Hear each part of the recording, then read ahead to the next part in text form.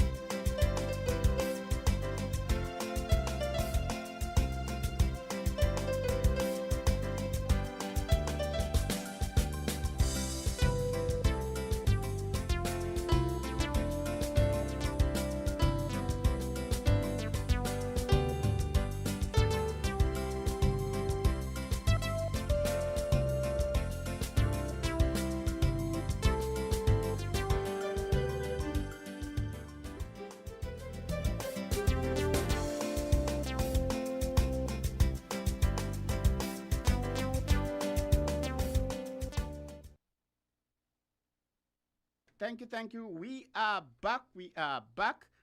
And with Island T, I am Troy with Mills. I do apologize that I had to sort out a little matter there.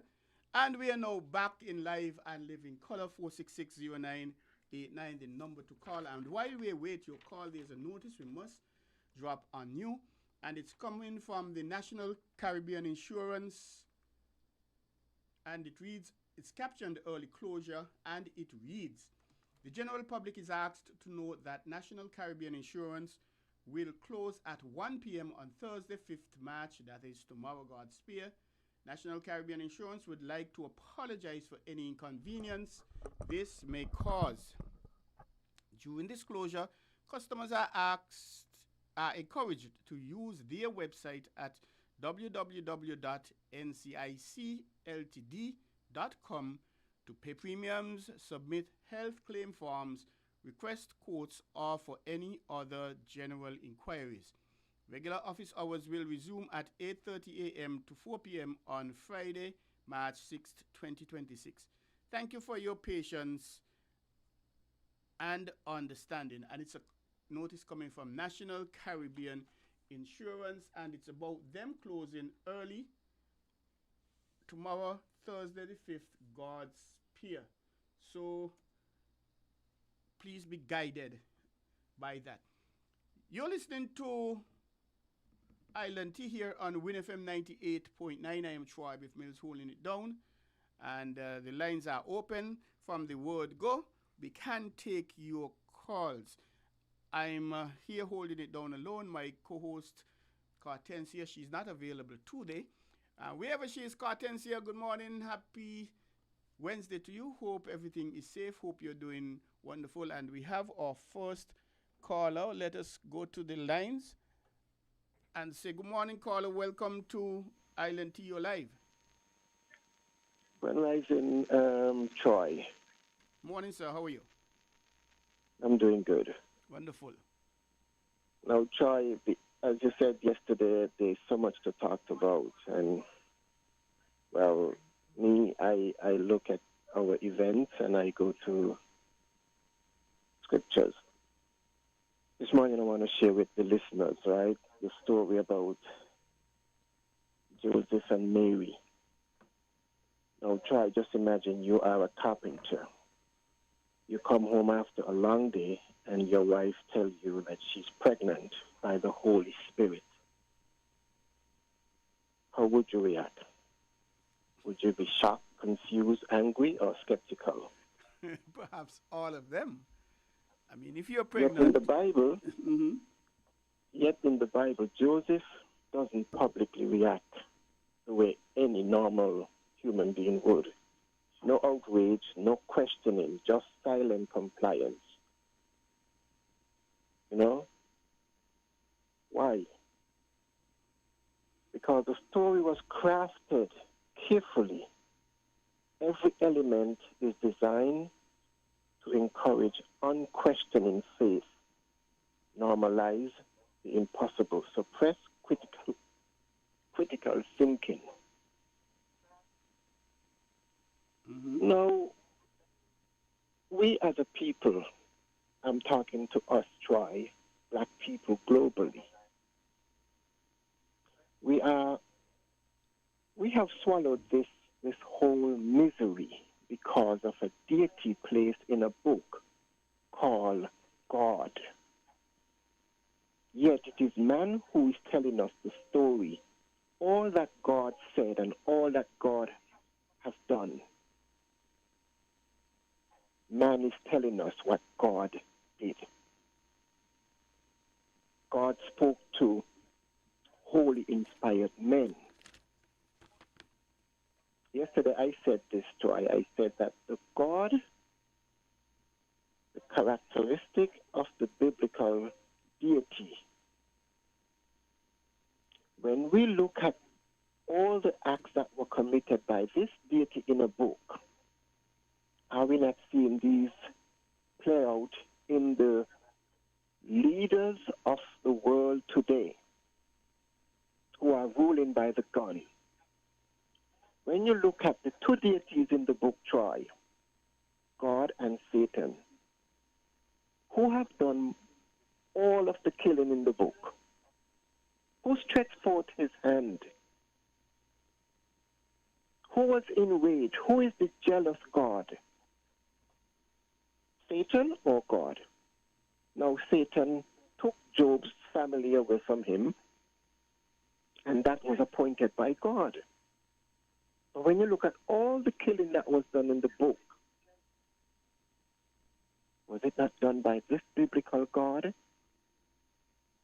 A God that says that your infants will be dashed against a stone, a God that caused 2 bears to rip 42 young boys. But black Christians going to say, in what context? We love to ask this question, in what context was these acts were committed? Or, like you would say, they were metaphors or symbolism. The story is esoteric, Troy. And we don't even bother to question the writers, this very, what we call the holy inspired men.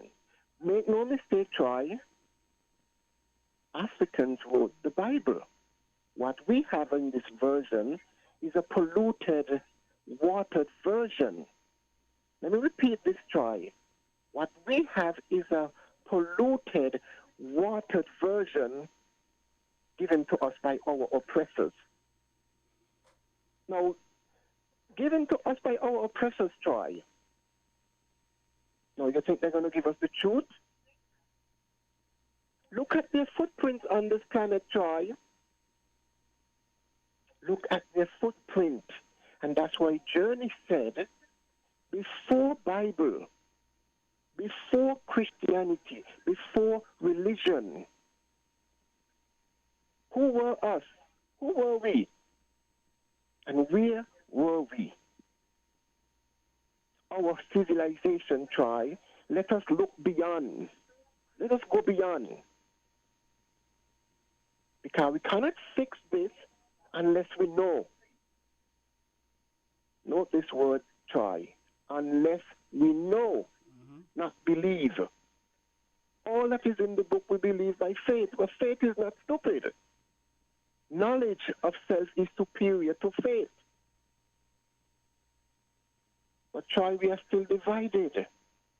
And who have divided us? They have divided us, and we are divided, and it has worked for them. Our unity and knowledge of self will cripple their misery. Unity and knowledge of who we are or who we were would cripple their misery.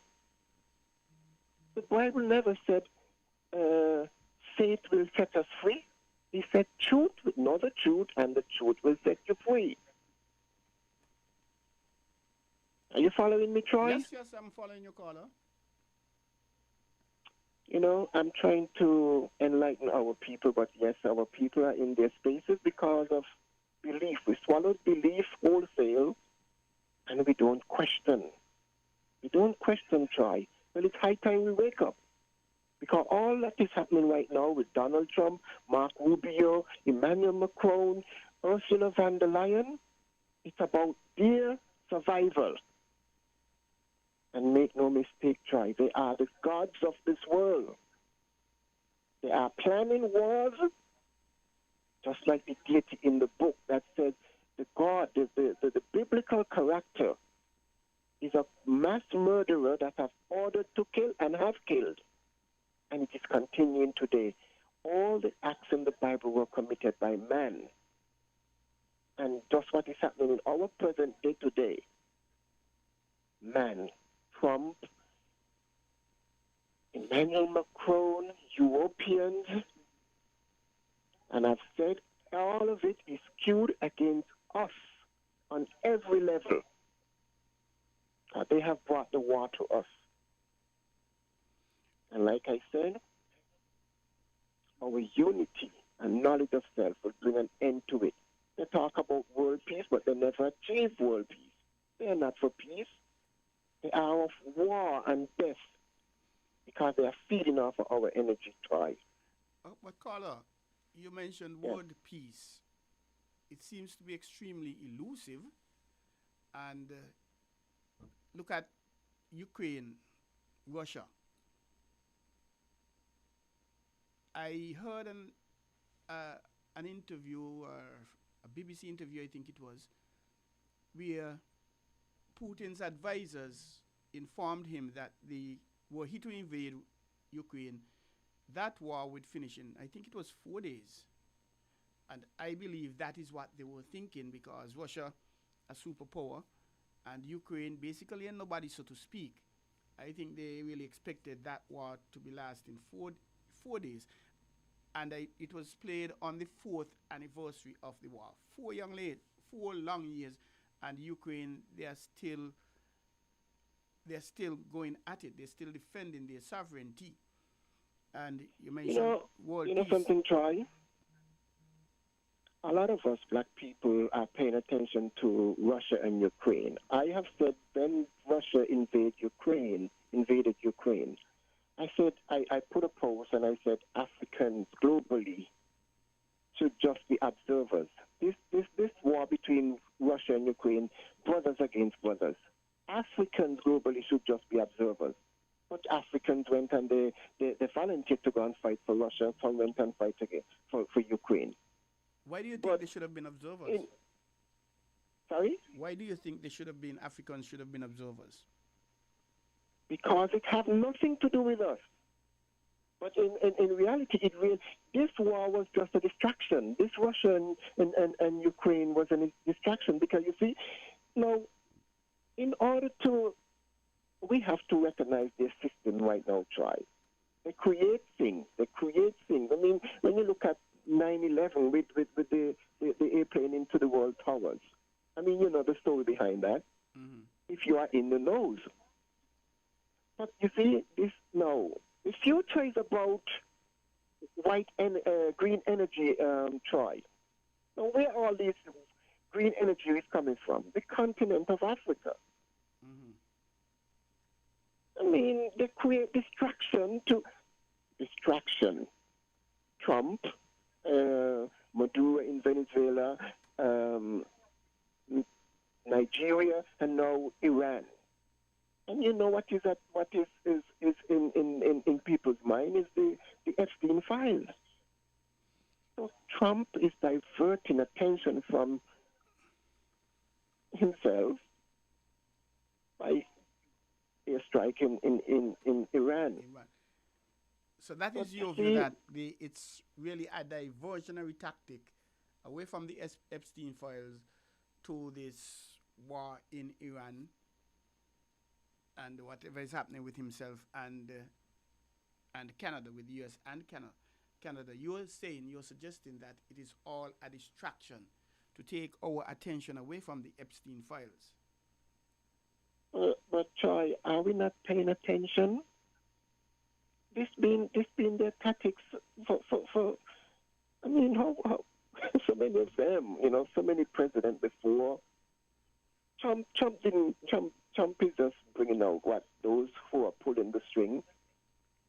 Because, Trump didn't create this rat, he walked right into it.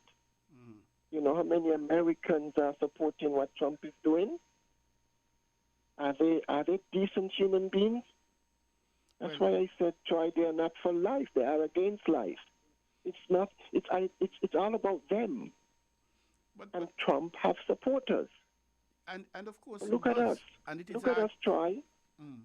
But Carla, it is also argued that the devil has supporters. Some people believe the devil is the best thing that happens in sliced bread. You have the atheists and whatever you have happening, the Church of Satan and whatever. So well, the devil is winning. I remind you of something that you may or may not know. There was this cardinal last year, Cardinal Robert Sarah. He had an audience in Belgium just recently, just when they was going through that process of appointing the last pope. And he made a statement, and he said, I'm just paraphrasing, he said, Europe and America have killed God. This was Cardinal Robert Sarah's in his speech. He said, Europe and America have killed God. And isn't the devil's winning today? Wouldn't you say the devil is winning with all the death, all the blood that have been spilled? No. When we demonize the devil, who is the devil? Man is the devil and man is God. If you raise your consciousness to vibrate with the source, the universe, your higher consciousness, you express love and life, not death and blood spilling. But if you're of ego, greed, and hate and all of that, you become the devil. We have duality, and we know that the universe and the earth is diversity. But we must raise our consciousness to be in harmony. And that's what you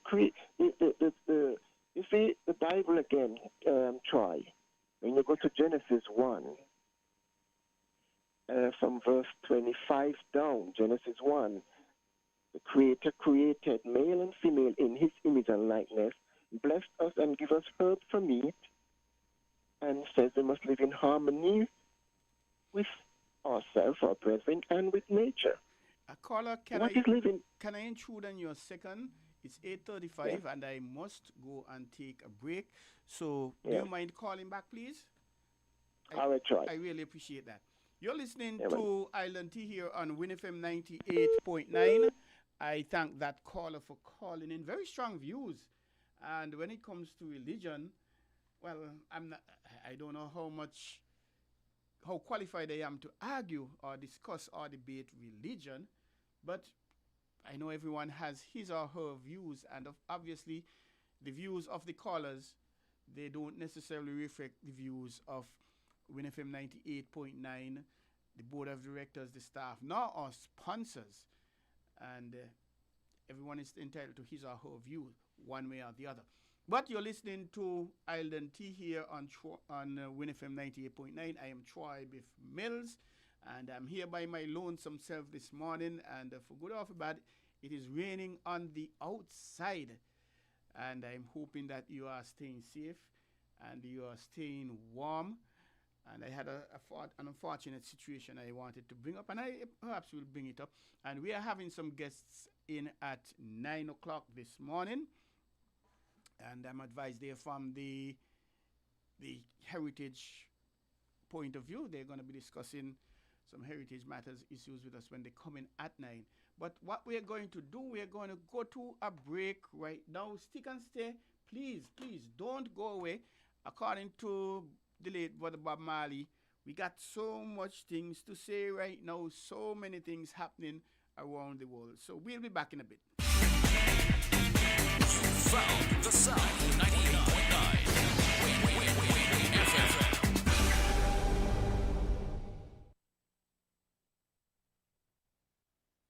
You ever hear Earthquake call and say, "Hello, Miss Lee, yes, it's me, Earthquake, I come in Tuesday around 10? No, sir. Earthquake does arrive unannounced, and when it come, it shake all sense and sensibility out of way. Remain calm, stay inside, and do the DCH. Drop, cover, hold on. Once the shaking starts, you know it's earthquake. Make a quick move to a safe place. Don't run to the doorway or any exit. Stairs might block up or full of people. Elevator, avoid that, because you might get in and poof, power gone, and you're stuck in that box without ear. Take cover under a strong table or a bed, or crouch against an inside wall or in a corner, and cover your face and your head with your arms. Remember, DCH, drop, cover, hold on. Glass windows and doors, outside walls and doors in an earthquake, bad news. Take care yourself. Most injuries during earthquakes happen when something drop and hit people entering or exiting a building. Last thing, nobody run outside and ask, you feel it, you feel it? Remain calm, stay indoors until all the shaking stop, and do the DCH, drop, cover, hold on. This message is sponsored by the Australian Government, AusAid, and produced by NEMA in collaboration with WinFM.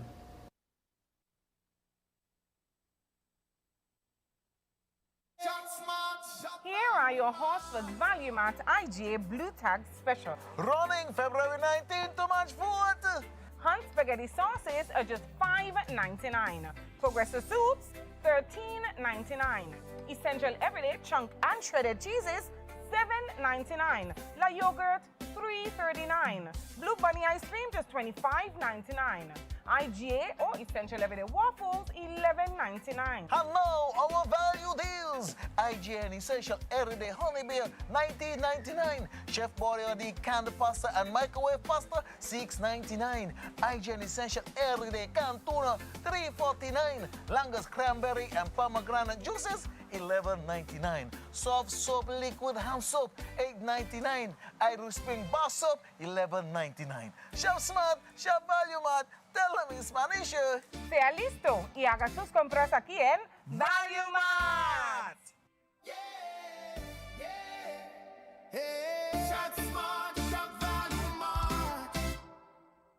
WINN is 98.9. 98.9 is Win FM.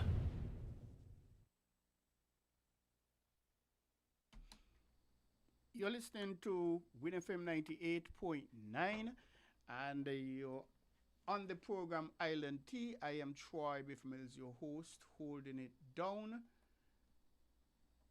We don't have Cartensia with us this morning, and so you're going to be stuck with me for another hour and 20 minutes or thereabout, and you're going to help me through it. We have our caller. Good morning, caller. Welcome to Island Tea. You're live. Good morning, Troy. Good morning. Good morning. Yes.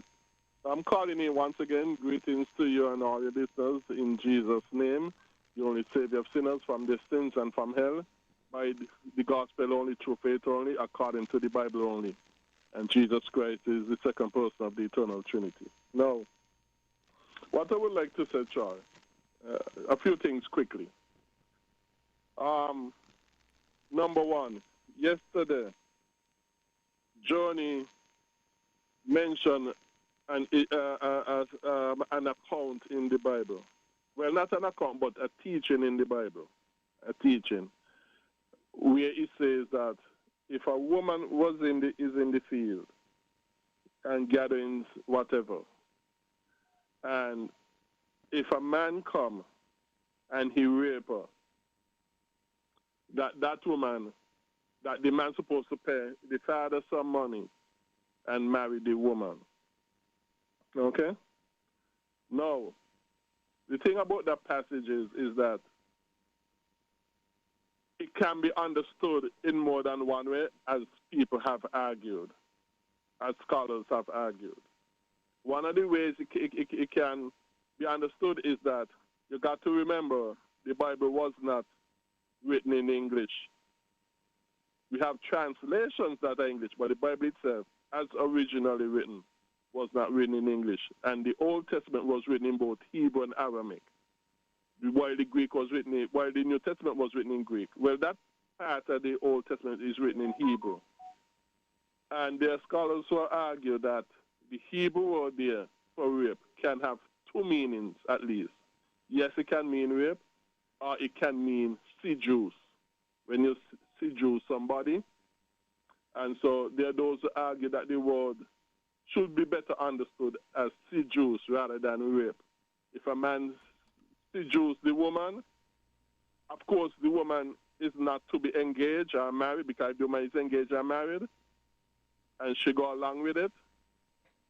Or if the man rape her, he is to be put to death.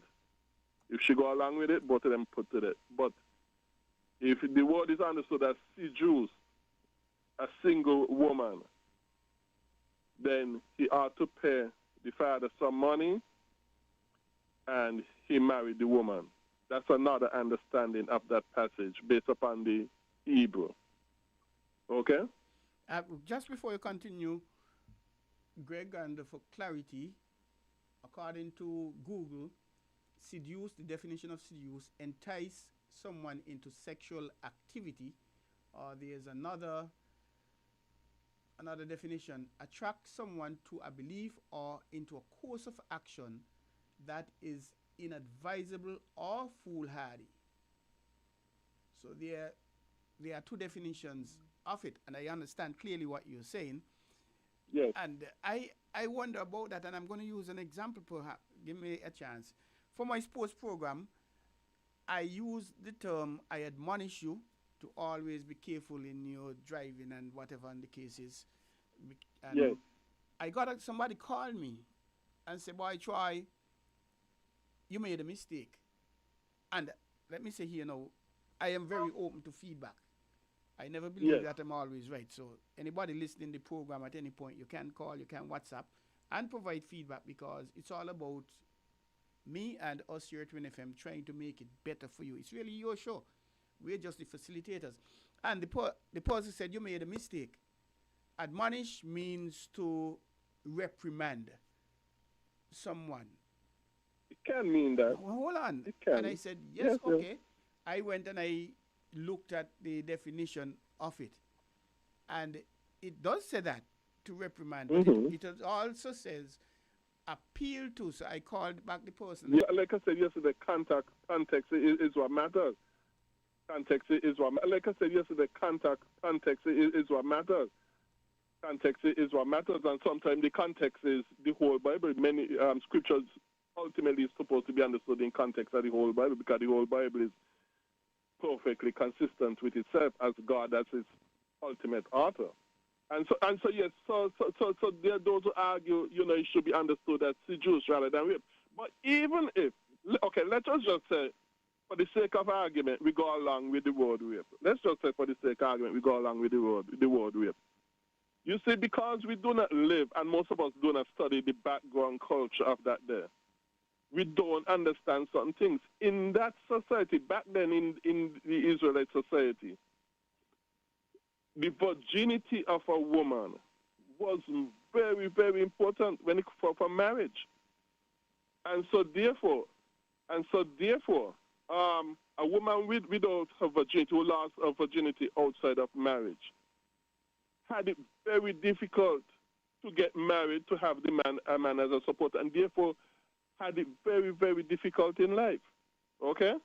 And so therefore, a woman raped in that culture and therefore lost her virginity before marriage, you basically condemning her to a hard lifestyle back then. And so therefore,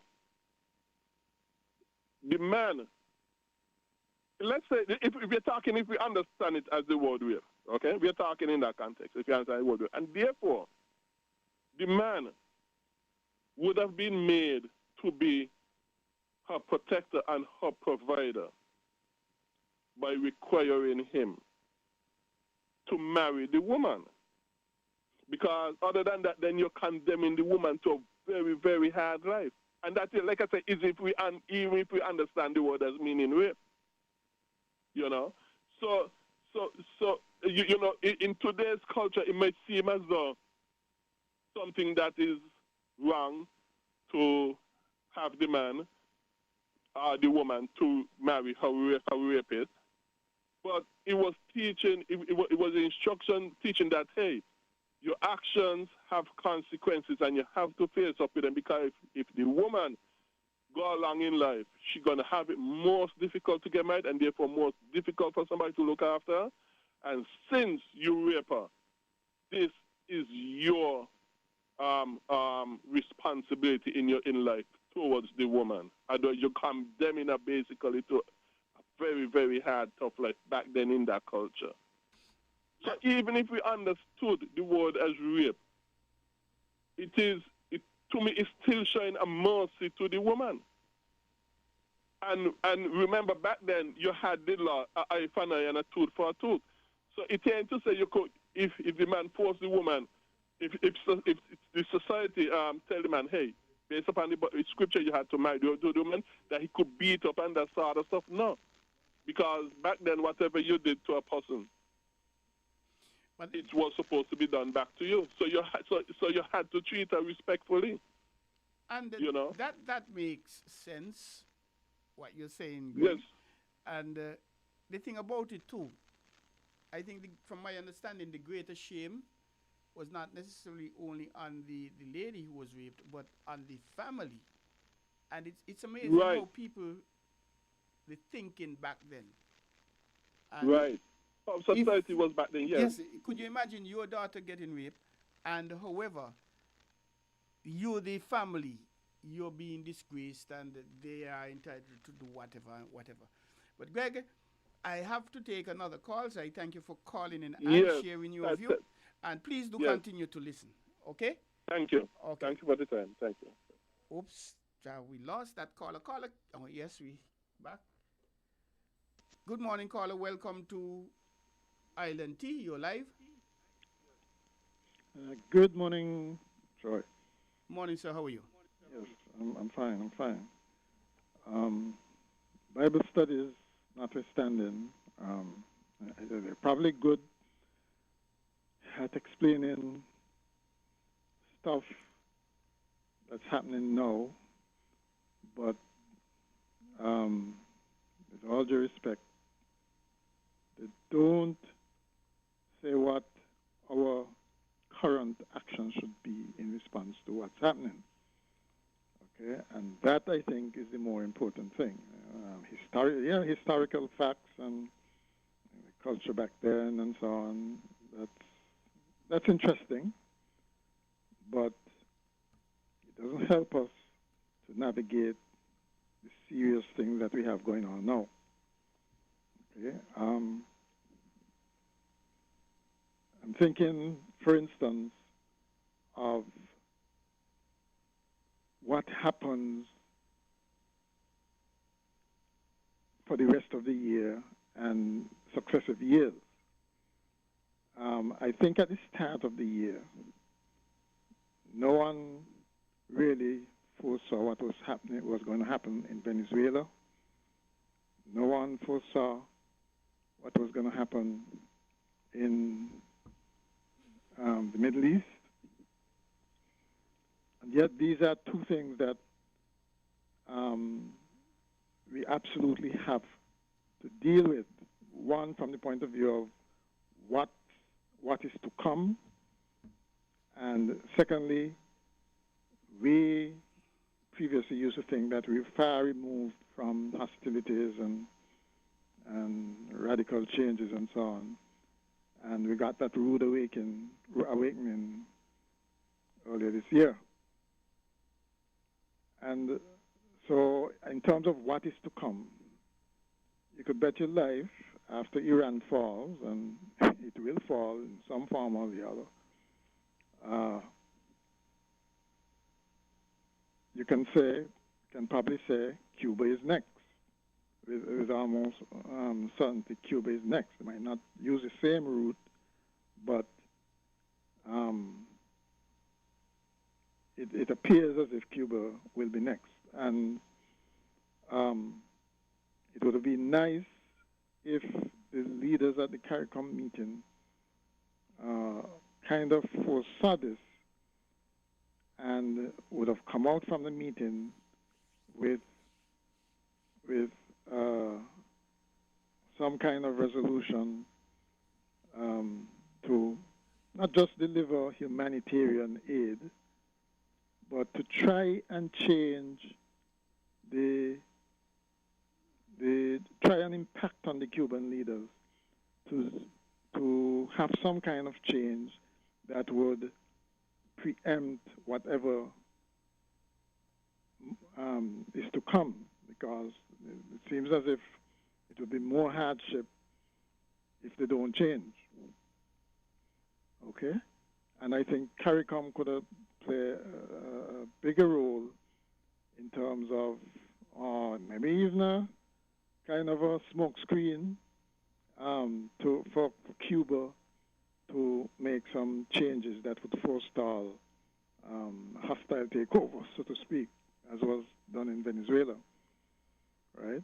So there's that, as well as once that happens in this part of the region, how will it affect us? Because if it means that, and at one point, it was felt that if Cuba opened up, we can look forward to a dip in our tourism, because it would be almost like a new destination for the U.S. Okay, maybe not for other people like Canadians and and Europeans, but certainly for the again U.S. too. But maybe again also. That may have been Well, the case okay. because technically, is it safe to say that Cuba is somewhat untouched when it comes to the tourism industry? Right. You know, just from the point of view of that, well, any change that comes going to probably result in modernization. People are going to rush to see the last vestiges of 1950s, 60s, the old cars and you know those kinds of things. You know, the old buildings and that sort of thing. And So it would be out of curiosity, yes, but yes, it's coming. I had the good fortunes to visit Cuba on 2 occasions as the director of culture. There was this CELAC organization, and they held meetings there, and I was very much impressed. Well, the first thing when I got to the airport, the immigration officer asked me if I wanted the Cuban stamp to be put in my passport. And I said, yes, of course. I was very much cognizant of why he asked that question. But I said, sure, fine. Please go ahead. Yeah. And when yes, I got to the experienced. inside now, well, I had an unfortunate situation. I was stuck in the immigration for about 2 hours, and the ambassador, Ambassador Mills, she had to do some investigation because she was there to collect me to find out why. Only to find out, and this might be a little different, only to find out that I was pulled in a room and asked 1,001 questions, and about 4 different people interviewed me. There seemed to have been, I don't know if it's another Troy Mills, and that is why I use Biff. You'll hear me say Troy Biff Mills because there are 3 or 4 other Troy Mills is here in St. Kitts. But I was held, apparently there's a criminal, someone on the number 1 list or whatever. Either look like me and or name like me. So I had to go through all of that. But apart from that, and that is just saying how tight they look at things, but I really enjoy the old part of it, the old, how Cuba was looking, the vehicles, like you said, the shops and the people, even the hotels, really. And Yes. when Cuba opens up, because I believe it will at some point, the tourism market will be flooded there. Everybody wants to see, well, why the U.S. have been keeping these people subdued for the last, 35, 40, however long years it is. But I will have to ask you to call back, sir, because 1, we are having some guests in at 9 o'clock, and 2, I have to go to a break. Notwithstanding your conversation, as usual, very educational, very interesting, and I'm enjoying it. But thank you, I appreciate it, but do call back. You're listening to Island T. Oops, here's another call. Let me try and squeeze in. Caller, you have about 30 seconds. Welcome to Island T. Yeah, good morning, man. Morning, Good morning, Biff. Good morning to You have 30 seconds because we have some guests coming in at 9 and I have to go to a break. Please, so you're up. You're there, caller? Yeah, I'll come back in later if possible, okay. man. Okay, I appreciate that. Thanks. Thank you Yeah, very thank much you. for being so understanding. I appreciate Yeah, no problem, that. man. No problem. Thanks a lot. Okay. You're listening to Island T here on WinFM 98.9. I am Troy Biff Mills holding it down for the quintessential one, Quint or Q as he is called. He is on vacation, so you're going to be stuck with me this week, next week, God's spare, and the following week. I think he's 14, 15 days, and I'm hoping that he's relaxing. Well, we got some rain this morning, and hoping I know he's a farmer as well, hoping he's up in the mountains somewhere, and I suspect he'll probably be listening, having his radio with him. Make sure you drink some coconut water. And Mansiport, I haven't had a Mansiport in however long. I haven't seen one, as a matter of fact. Mansiport season is around this summer. But let us go to a break. When we come back, we have some guests from the Cultural Department in Creative Economy. And of course, I'm always going to be close to the culture. I was a former director of culture. So I'm eager to hear what we're going to be discussing. But let us go to a break and we will be back. FM.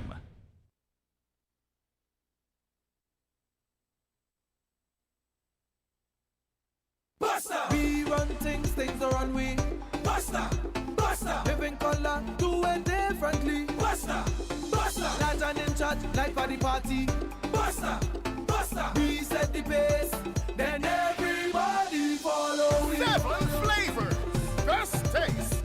Buster, bolder, better, better. Pick your color. We set the pace, then everybody follow it. Buster, live in full color. Buster. Need to get your goods to St. Kitts and Nevis? Look no further. TDC Shipping has you covered with reliable cargo solutions by land, air, and sea. Whether it's a package from across the world or a large shipment of goods, TDC Shipping makes it easy, affordable, and stress-free.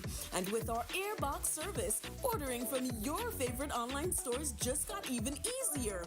Ship straight to your mailbox and let TDC Shipping handle the rest. Fast, secure, and even to your door. Visit us today at the C.A. Paul Southwell Industrial Park or Penny's Industrial Site, or call 465-2511 in St. Kitts or 469-5430 in Nevis. TDC Shipping, where reliable service meets unbeatable convenience. TDC, together we succeed.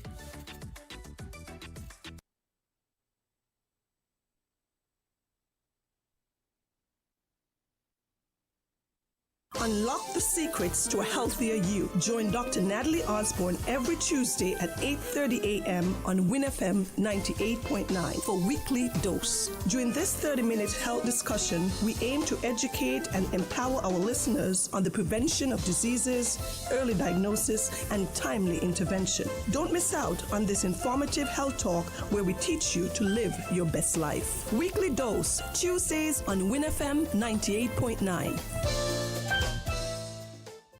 ¿Listo para jugar pale, quiniela y tripleta? Con el juego Caribbean Numbers puedes convertir tus números favoritos en grandes premios en efectivo, hasta $20,000.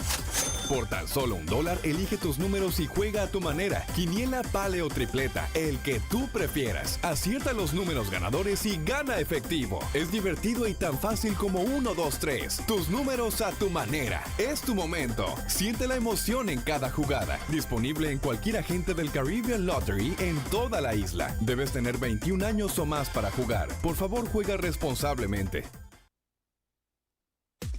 Come, build with us at Hostels Building and Nevis Centers. We don't just sell materials, we help you build your dreams. Whether it's a new home, a renovation, or a DIY project, we're here to make it happen. That's why we say, build with us. From foundation to finish, come to our stores where we have the best in building materials, hardware, tools, paints, expert advice, and more. Whatever you need, you can count on us. So if you're ready to get started, build with us. With Hostels Building and Nevis Centers, you're not just building a structure, you're building a future. Let us help you create something amazing. Dream with us, plan with us, grow with us, build with us. Come build with us at Hostels Building and Nevis Centers today. Build with us at Hostels.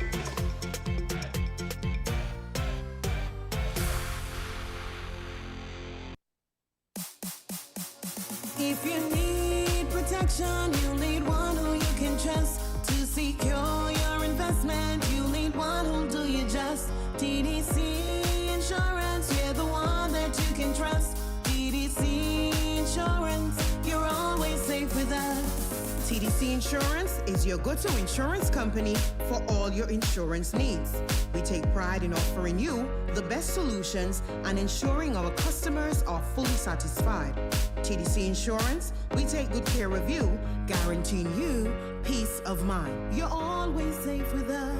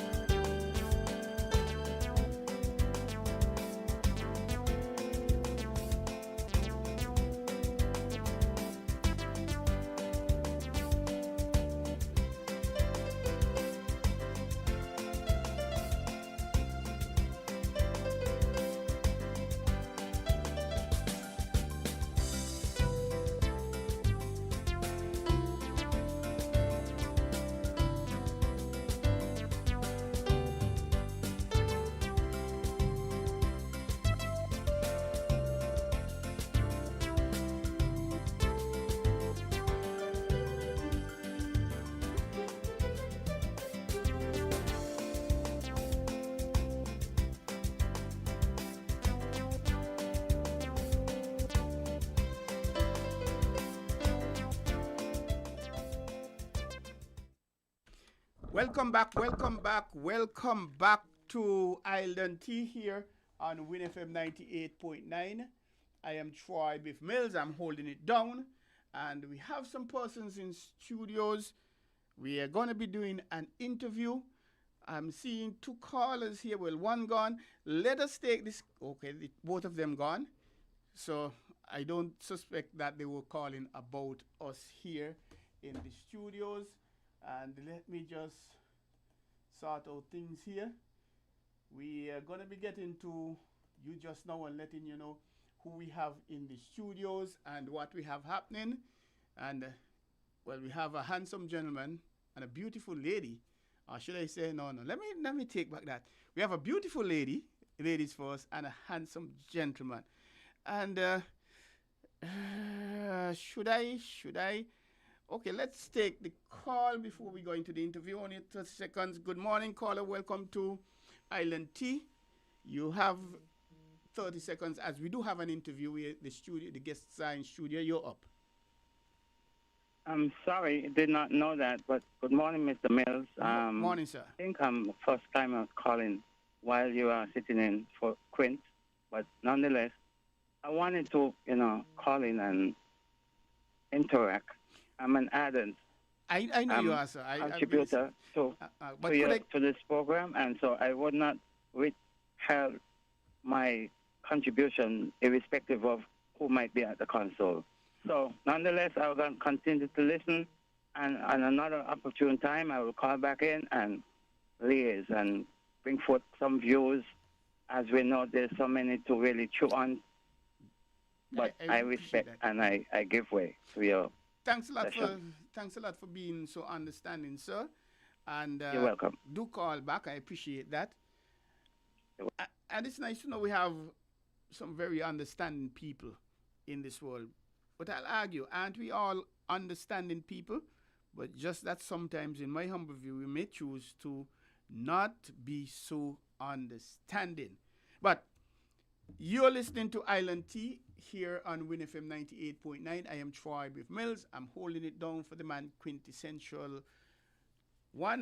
For those of you, when it was Monday or Tuesday, yesterday, I think there's a gentleman who knows me to be the sports journalist here at WinFM 98.9, hosting a 2-hour sports show on the ball every Tuesday night. And actually, he called in and found it a little on the humorous side, thinking that this was the sports show I was having on the ball. But we are not actually. It is Island Tea. The man quintessential is off. And I have the distinction, the honor, and the pleasure of holding it down for him. Obviously, I'm hoping I'm doing as good a job as he does. He's been around. I'm new to the business. I've held voices before. Way back, I've hosted it between 2015 and 2018, I think it is. I hosted it on Tuesdays, and it was Cultural Tuesdays. We spoke about anything and everything culture, because whether we like it or not, culture is an intrinsic part of us. There's the good part of the culture, and there's the bad part of the culture. And coincidentally, otherwise, we have some persons here from the Cultural Heritage Department, and we're going to go live, and are we going to bring them on now? Yes, we are. And I'm just doing a little setup there. I don't think they're looking shy. I think they're very much media personnel. They complement each other, so there we are.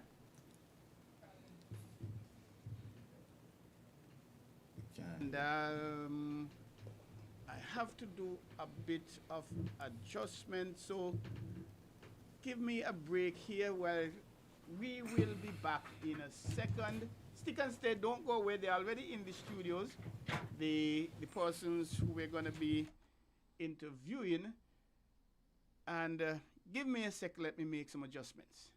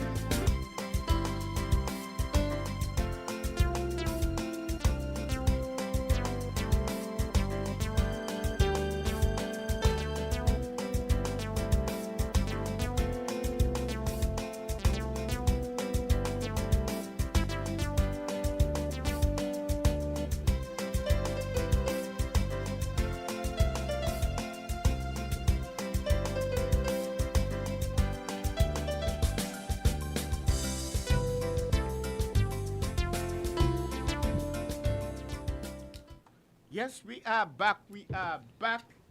And we have with us a beautiful young lady and a handsome gentleman.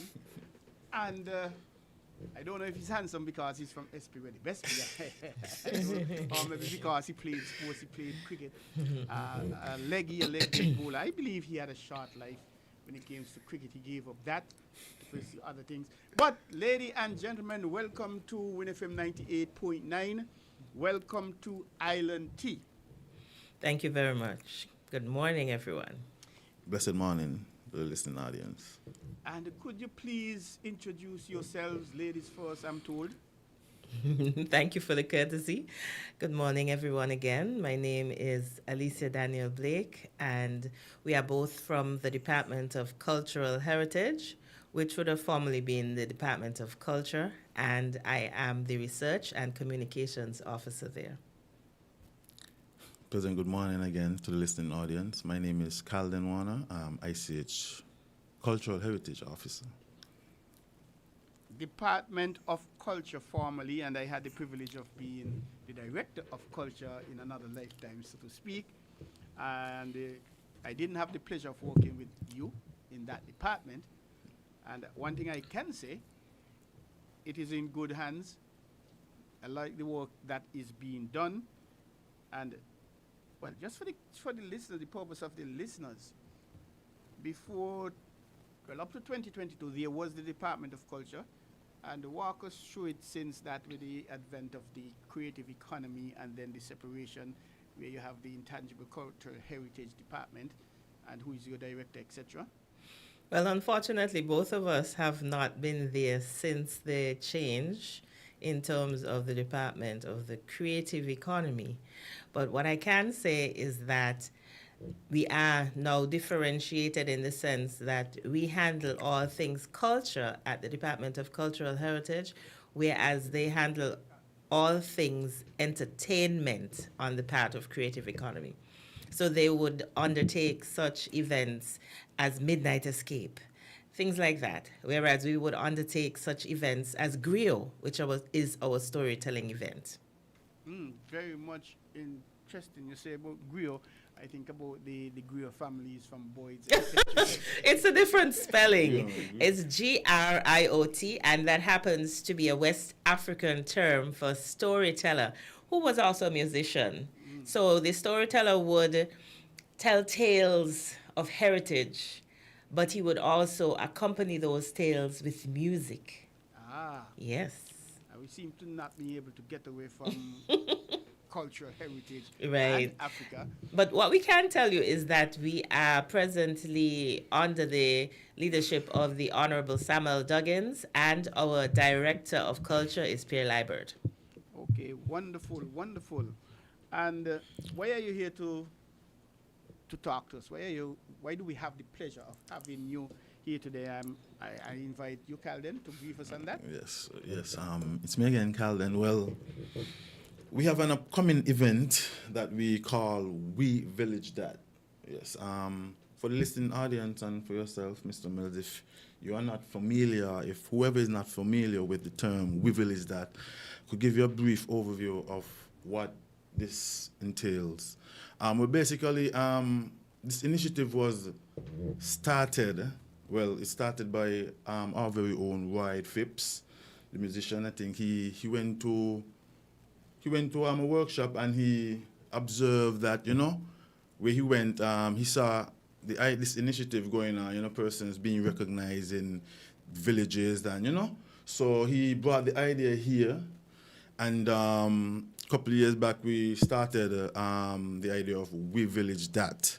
So basically what We Village That is about is basically targeting persons within specific villages in whatever profession, such as, nursing, education, farming, social development, that sort of stuff. And what we do is we recognize these persons for their contributions that they have been giving back to their community. So that's basically what We Village is all about. Also, The present We Village That will be held at Atlas Lodge, and the event takes place March 12th, that's a Thursday, at the Atlas Netball Court at 5 p.m. We've done numerous. Last year we did at least 4. We did at least 4 villages. We did Monkey Hill, Phillips's, Deep Bay. What would be the other one at least? It would have been there by Stonefort. Yes, challenges. So we had 4 successful ones last year, and the year is now started. So, and the idea is now we'll be starting on the east side of the island, which is Atlas, and then after we've completed Atlas, we'll move back into the west. So we'll be touching base with basically all the communities on the island. That's the idea. So, just look out for us. We'll take our time. We'll be taking our time moving through, because it is not a simple task, because we have to go into the villages and actually ask the villagers who are some of these persons that they feel should be recognized for their contributions, So it's a process, and we've been doing it, and in the process, it's a great idea. The villagers love the idea, basically, of We Village That. So what coming to an end now, getting back to We Village That Atlas now. Yes, because this event is next week Thursday, so I'm calling on all villager, all persons living in Atlas Lodge, come on out and support your own. Celebrate with us. Let us celebrate together. And, watch your own be recognized by the department, by the Cultural Heritage Department. So, as I said before, next week, Thursday, that's March 12th, Atlas Netball Court, 5 p.m. sharp. Looking forward to seeing all Atlas persons, Lodge persons, and neighboring communities. If you want to come out and support too, that's fine. The more, the better. Yes, indeed. That sounds interesting indeed. I like the idea, and especially choosing various villages, because we seem to have a tendency here in St. Kitts and Nevis to believe that everything should happen in Bastille. I don't believe that is the case, because when you look at it, Bastille is the smallest percentage of St. Kitts and Nevis.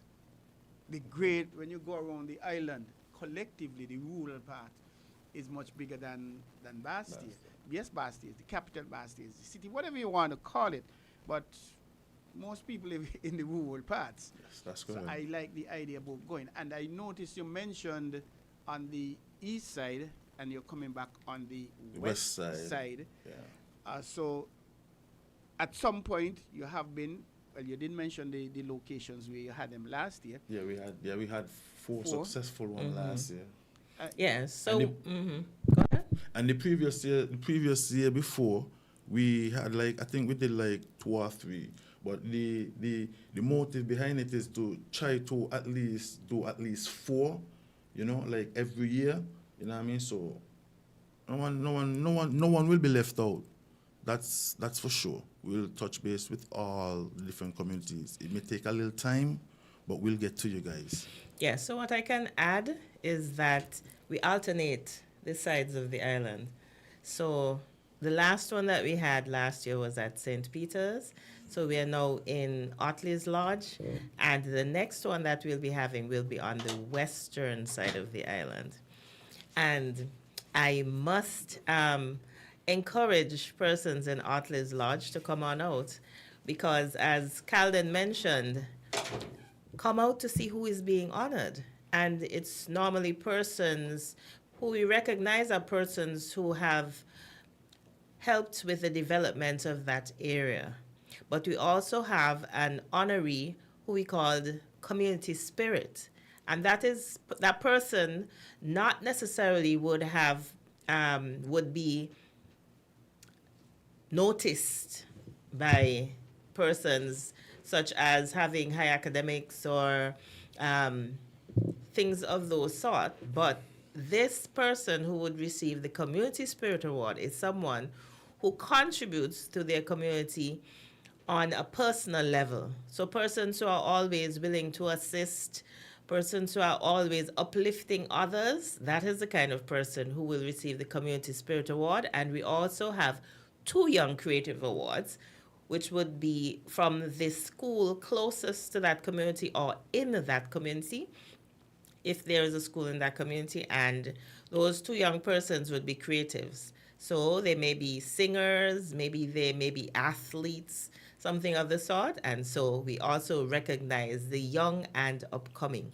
But you know, there's something that I must say, and that is because I was enticed by our kind host. And Calden said last year, he did not say St. Peter's, you know. He said Monkey Hill. So that's a correction for you, Calden. The last village that was at St. Peter's. I stand corrected. The great state of St. Peter's. I stand corrected, Miss Blake. I think that's a good piece of politics, actually.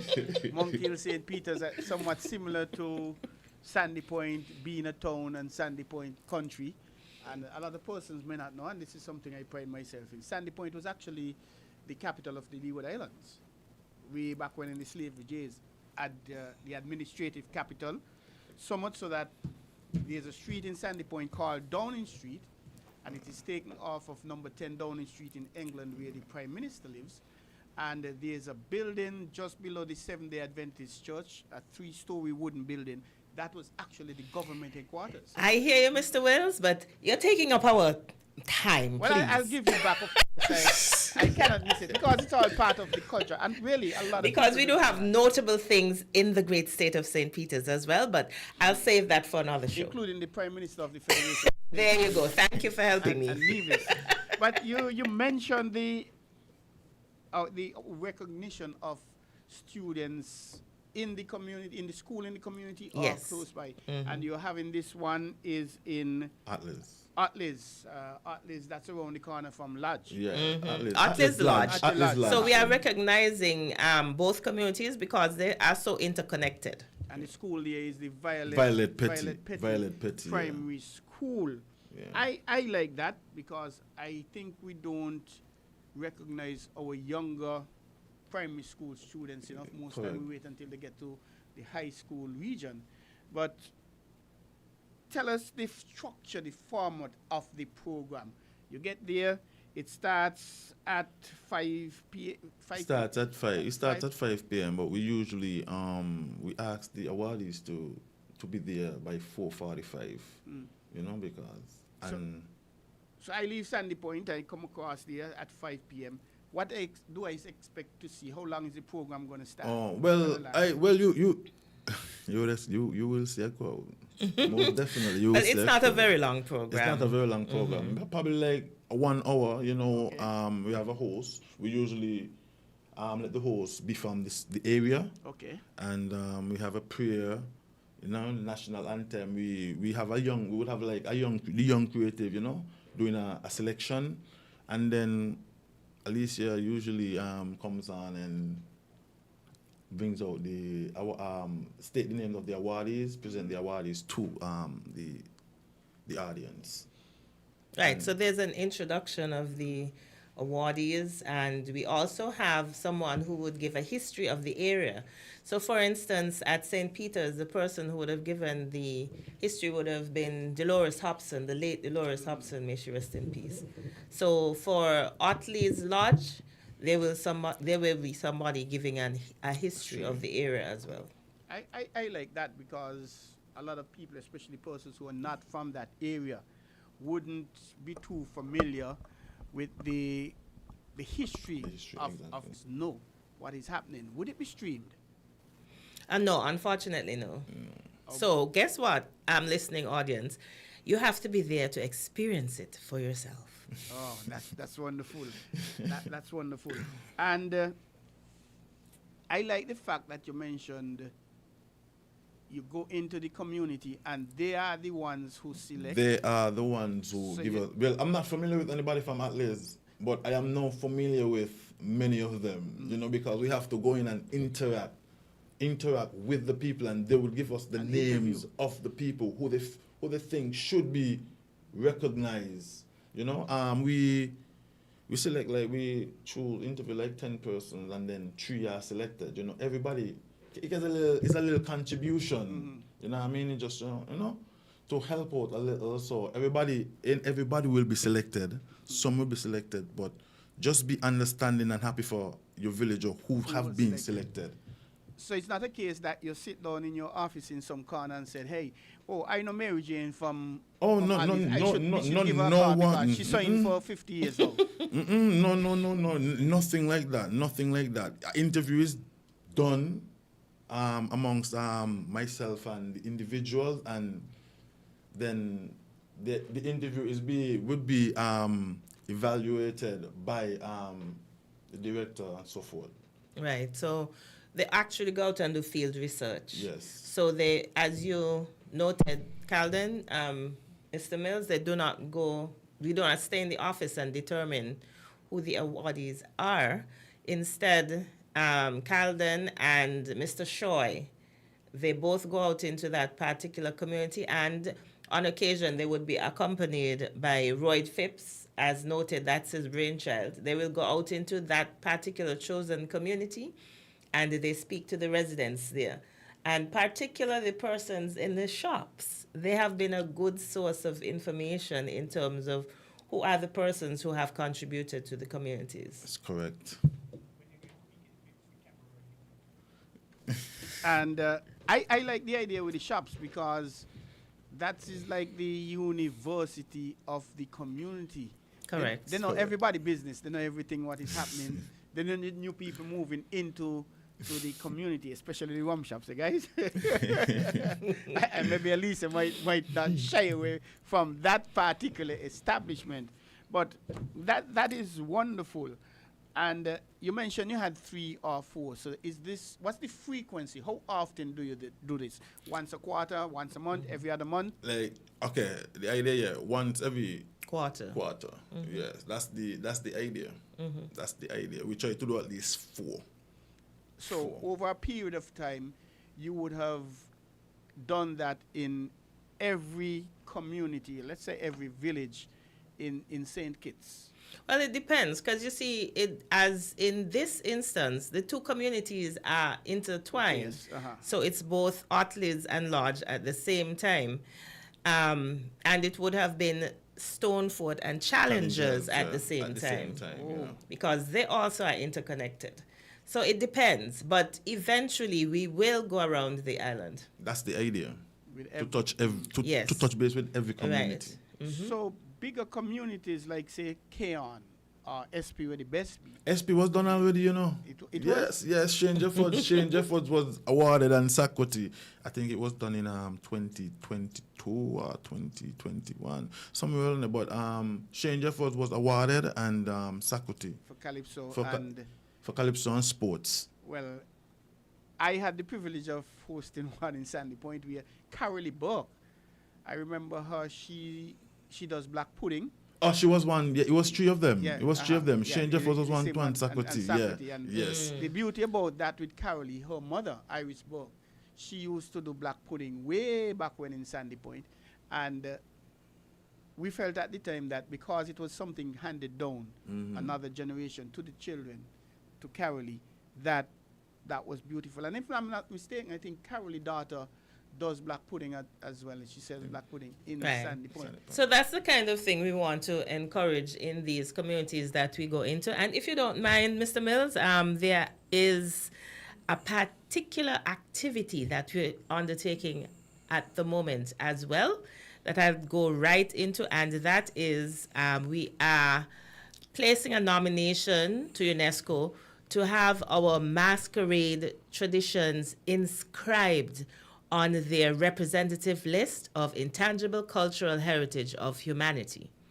Now, all of that is to say that we are going to, applying to have worldwide recognition of our cultural dances. And so it would be in the same sense the way Brimstone Hill has World Heritage status. Once our folklore receives inscription, they would have increased status as well. And some of the benefits of that would include things like more safeguarding of our traditional dances. It would include international recognition, as previously mentioned, so that communities or persons from other countries would be able to easily access on UNESCO's website our folklore. And if they would like a job, if they can pay for the whole group to come to wherever it is internationally, that would be great. And it also places us in line for increased income for our folklore and increased professionality of our folklore.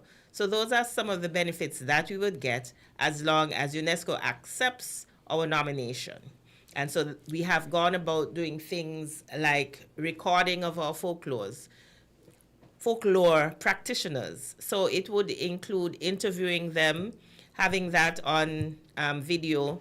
It also includes them giving permission for us to send off the nomination to UNESCO. So we've been quite busy, and this has been happening since around, I would say around November last year, October, November last year. Can you confirm? October. Yeah, October, straight over into December between our other activities that we would have had. And now we are continuing the process, and we're very nearing completion, as we are also nearing completion of the submission of our ICH policy as well. You mentioned masquerade. Mm-hmm. When I hear masquerade, I think about the folklore with the feathers and the bells and the mirrors. So is it just that masquerade per se, or does the word masquerade here encompass a broader aspect, broader element of the folklore? You have hit the nail on the head. What happens is, in UNESCO terms, all costumed or masked traditional dances are known as masquerade traditions. Locally, the term that we use is folklore. Oh, that is very interesting, because I know persons listening, when they hear masquerade, they think about whether the Valens masquerade or the Huggins masquerade, Taro's masquerade, Vice masquerade as it is. Mm-hmm. So it's not that. You're saying it's all. So it includes the bull, it includes the clowns, it includes the actors, it includes the makajumbi. Mummies. Yeah. Any of those that we presently undertake, we are putting them up for nomination. Oh, and how long does this nomination process start? You mentioned that you started working, was it in October, November last year? Yes. So when and how long does it take in the first instance for you to say, hey, we are ready to send our information to UNESCO? And then how long after would UNESCO get back to you and say, St. Kitts and Nevis, we accept this, etc.? Right. So the deadline for submission would be the end of this month. And then UNESCO should get back to us by 2027 with a response. So it's not a case of a 1 month, 2 months. It's a case of, and I think I could understand that, because this is something that is being put up with the entire world, UNESCO. Right, and we are not the only country that is applying for inscription. So they have quite a few of them to assess and review. Oh, and so is it a case that of the how many that are applying, they say, well, the quota is 3 or 5, we'll select 3 or 5, or is it that they look at all of them and see what, I don't want to use the word make sense, but but we look at them and say, hey, these are solid stuff. Let us go with all, or let us go whatever. Is there a quota, minimum quota? I do not know. That is determined by UNESCO. But what we can say is that we intend to be ready. And I like the sound of that, because recently, I think Jamaica, they had reggae inscribed, and Bermuda, for example, they have the gombe, which is a variation of our masquerades. It is said that our petitions and divisions, when we went there, we took the masquerades, and it evolved. So I really like that, and increased revenue.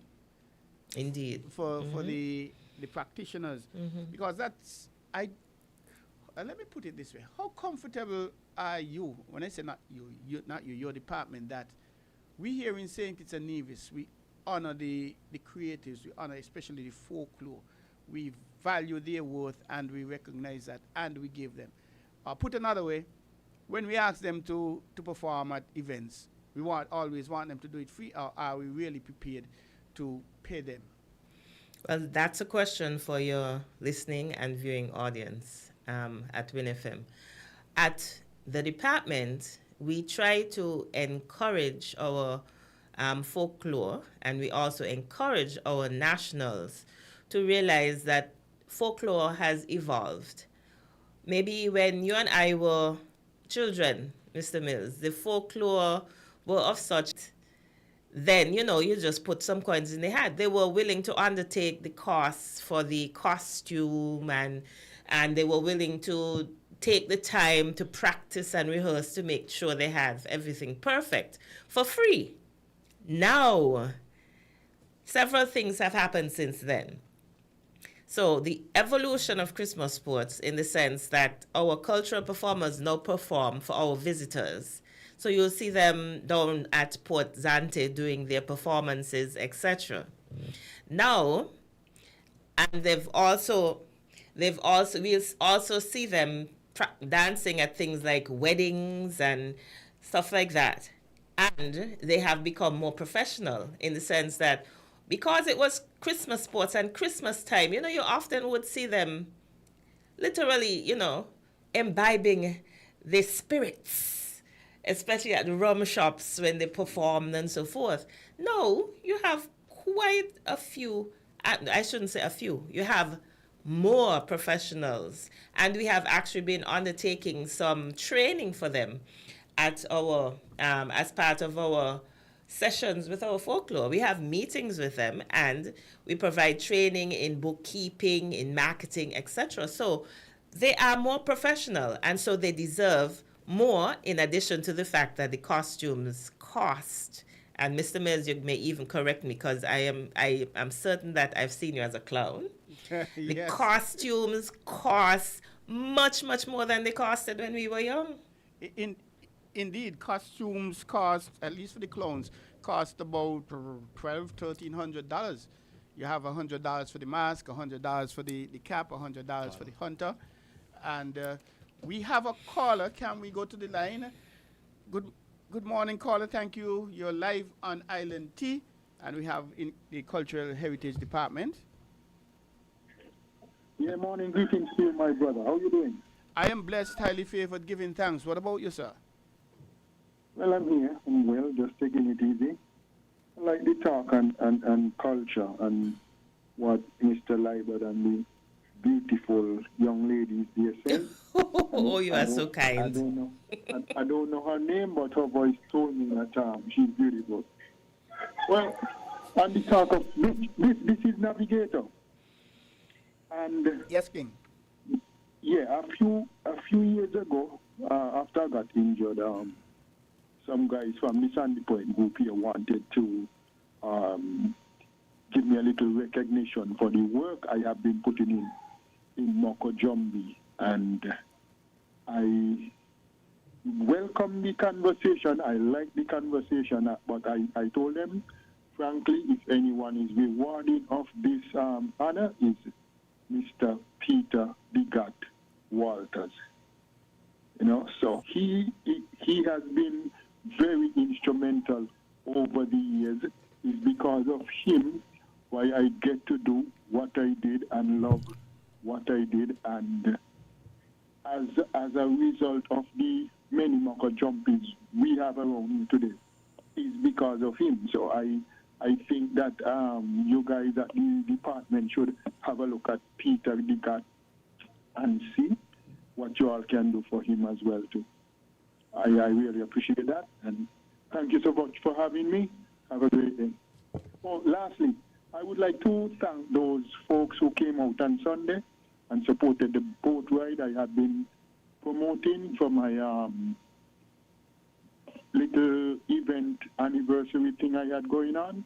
And I would like to thank the general public so very much for the support. Thank you. Have a great day. Thank you very much, Navigator, one of the creatives, Calypsonian. He has made finals, and actually I think he won the ZIZ 50th anniversary Calypso competition. And so he's no stranger as a creative. And yes. Even after his accident, he's still performing. And I don't have to mention that he's from SP. Yes, I would like to thank Navigator as well, because incidentally, he is one of the persons that we interviewed for this inscription.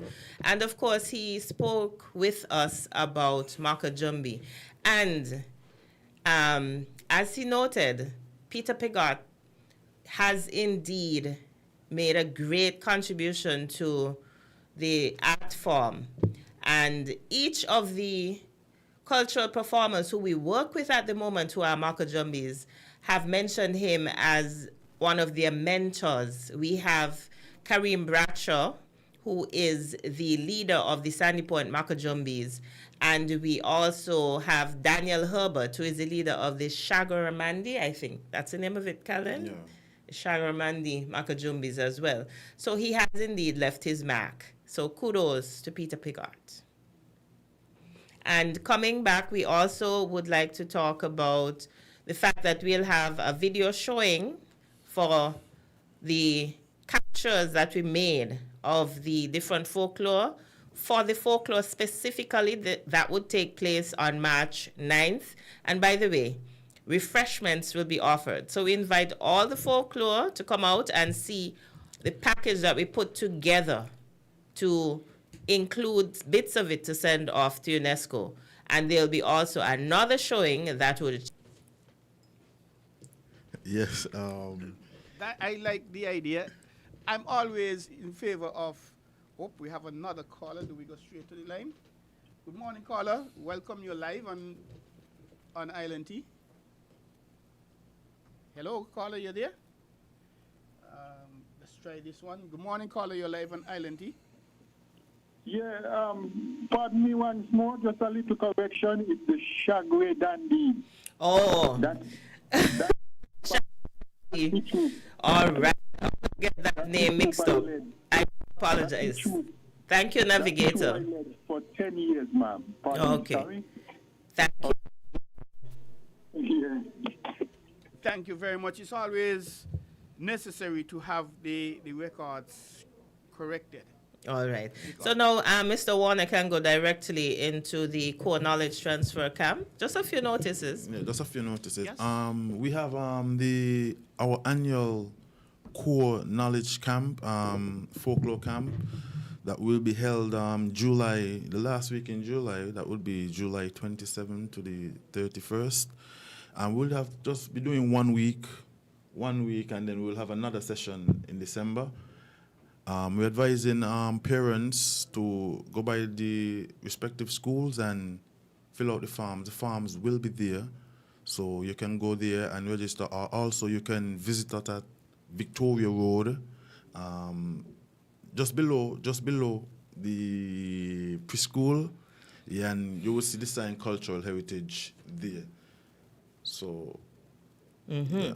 Yes, that's correct. And we'll be encouraging the parents to allow their children to apply, and the forms that we will be doing, we will be having clowns, Makajumbi, actors, and string band, and mummies. Yeah. Okay, and we have those because they are the ones most in need of safeguarding. So we do not want our folklore to disappear. And we'll also be preparing for our 2 shows. We'll be having D Cook Up, which is our live show. It's half an hour. And we'll also be having Living Heritage, which is our pre-recorded show. And it's our mini documentary. And that will also be half an hour. And you can look out on Thursdays for those shows. If you miss them on Create TV, as well as on ZIZ, you can find them on our YouTube channel at St. Kitts Culture, or on our Facebook at SKN space ICH. And finally, we would like to have Calden address the last matter. One more thing, yes. we are encouraging the festival committees to come and register with us. Registration has now been started, and registration will end in April. For communities that will be having their festivals next month, you're advised to sign up now, please, as soon as possible. And general registration ends in April, and for the folklore groups, we're encouraging you to come and register as well. Registration ends December 16. So it makes sense, just register one time, you know? Yes, that's... Yes. And also, Kitten, we are looking for volunteers to assist, in culture. It's wide. It's wide, and the little help is needed. So, if you can help us and be a volunteer, that'll be good. Yes, I second that motion. And the invitation to register, you can do it several ways. You can come to our offices, as mentioned, but we also have the volunteer form online. So what you would have to do is, and we're going to set up the other forms online as well, but for the festivals and the folklore, do come into our offices. We are behind the Leonie James Preschool, which was formerly the Victoria Road Preschool. You enter the parking lot, you go through the big white gate, and then the building right there. You just come in, buzz the doorbell, and we'll open and let you in, and you can fill out your registration form. And as Mr. Warner noted, it's important for us to do that, because not only is it that we have a record of the number of folklore and the number of festivals, but we also, when there is any opportunity that we have available, whether it is for performances, for travel, etc., you would be the first on our list to give that opportunity. So make sure you come out and register, whether you are with the folklore or whether you are with a community festival. And as noted before, there is even training opportunities that we have for you. And with respect to the volunteers, go to the same social media that I mentioned. On our Facebook, we are at SKN space ICH, and on Instagram, we are at Cultural Heritage SKN. So you can check us out there as well. So thank you very much, and we do appreciate what we have to offer. We would like you to take advantage of it. Thank you very much, Alicia. Thank you very much, Calden. Quite a mouthful, and we could never get away from culture. It was indeed an honor and a privilege to have you here, and we look forward to having you back again at some point in the future. And we wish you tremendous success with your various programs. And maybe Calden wants to give a last plug for We Village That. Oh, yes. Don't forget Atlas Lodge next week, Thursday, March 12, 5 p.m. Looking forward. See you guys there. Thank you very much. You are listening to Island Tea. We've just had the Department of Cultural Heritage here with us. And please support them, support their initiatives, especially with Village That, which is happening next week. And we're going to take a short break, and we will be back with the farmers who are already here, and we're going to be getting to them shortly.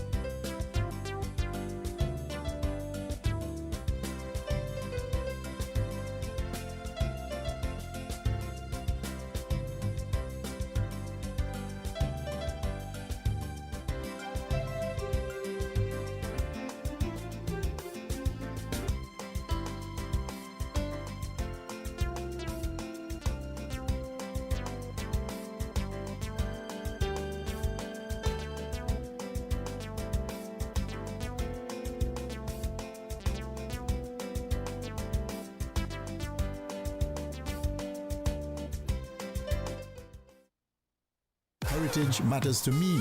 Heritage matters to you.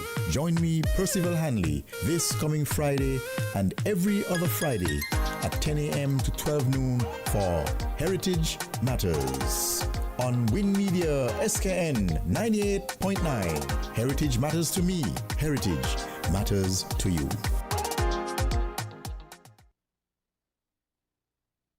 Welcome back to Island Tea here at WinFM 98.9. I am Troy Biff Mills, and it's nice having you. We have our next set of guests here. We are going to the agricultural sector, a very, very important sector here in the Federation of St. Kitts and Nevis. Are we doing enough of that? I don't know, but we have with us a guest. Let us go straight to the studio and say good morning. Welcome to Island Tea, sir. How are you? Good morning to all our listeners. And Mr. Bitman is Farm Report. I'm Troy Flanders. Another Wednesday, another Farm Report. I'm happy to be here to report on what we have available. I saw at the marketing unit that there are carrots available, dashins are available, pumpkins are available, and I also saw carrots available at the marketing unit. Right? So I would like to encourage you all to go out and support the farmers.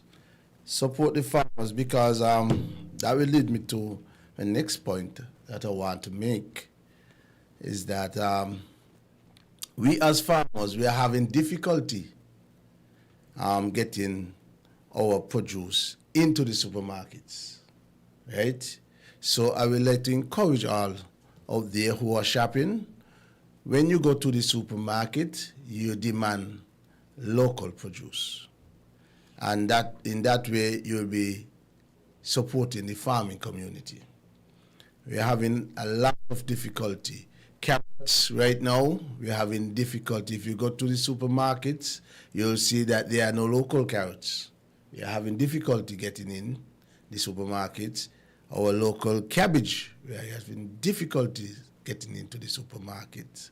And I even see, even right now, I think potato, sweet potato is a bit flourishing now, as this season.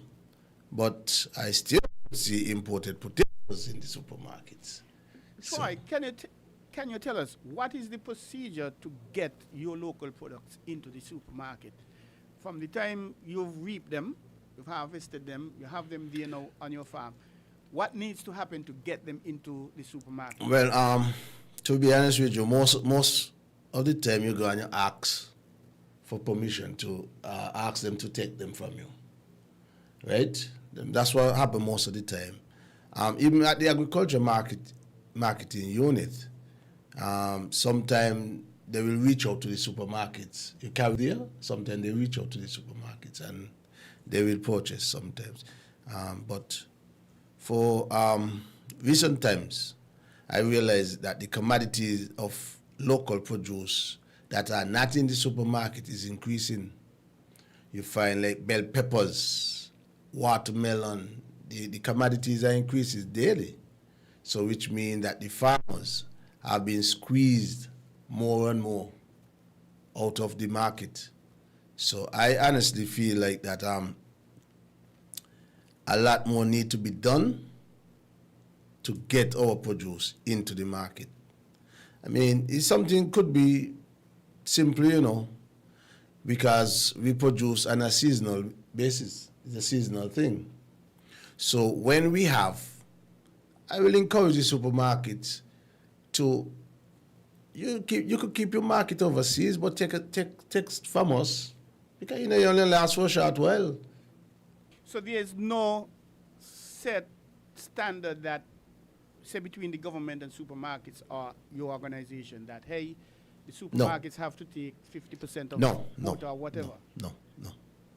So if the supermarkets want to take local produce, it's up to them. It's up to them. Whether or not they take, or we're going to take 5 pounds this month, and next week we're going to take 6 pounds out. That's why I come here and I'm making an appeal to the general public. that when you go out and you shop, ask for the local produce. In doing that, you'll be supporting the farming community, which could be your brother or your sister, you know, your next door neighbor.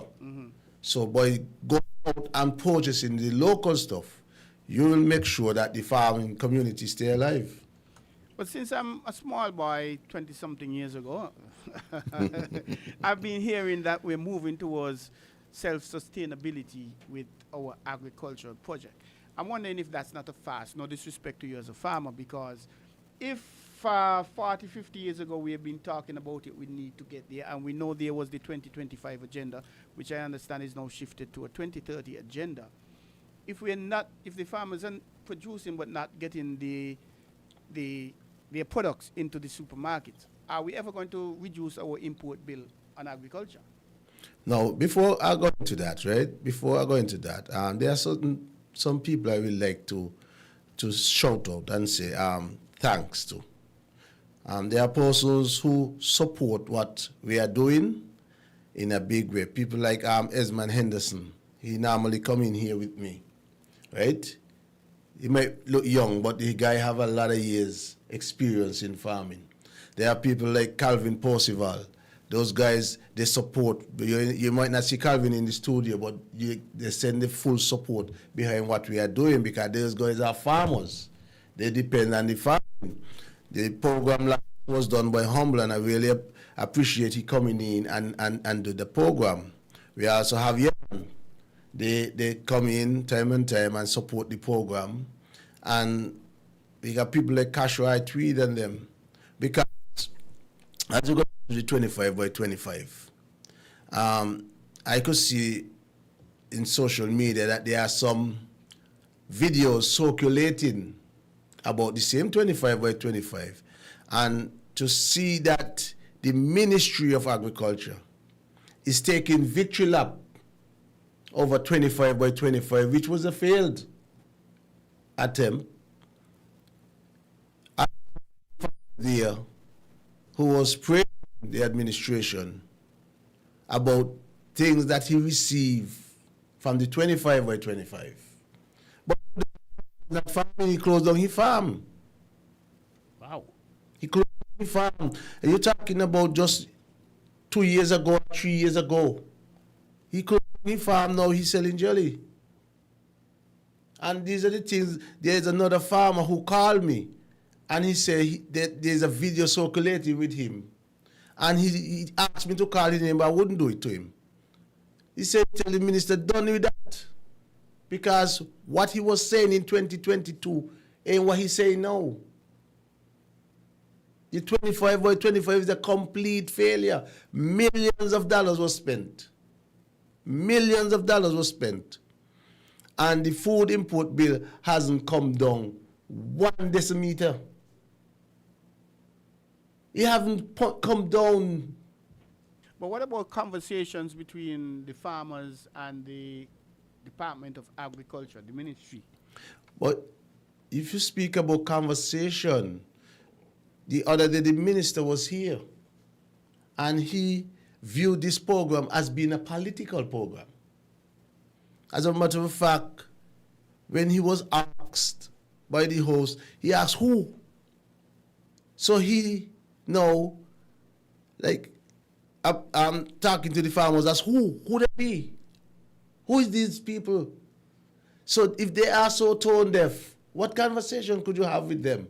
If they feel to themselves that 25 by 25 is a success, what conversation could you have? When farmers now are working part-time in the farm, are completely abandoning the farm. But there still needs to be conversation. Maybe it's not going to be as easy as it ought to be or easy as it should be, but there must be conversation, because at the end of the day, the idea is to arrive at solutions. And if one party is over here and one party is over there, would we actually get solutions? Well, I will tell you this much, as old as the consortium, the consortium started under a team unity administration with the same conversation that we are having today. So you find that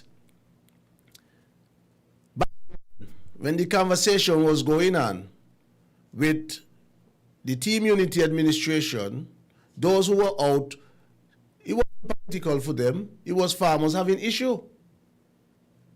But now they're in the leadership role.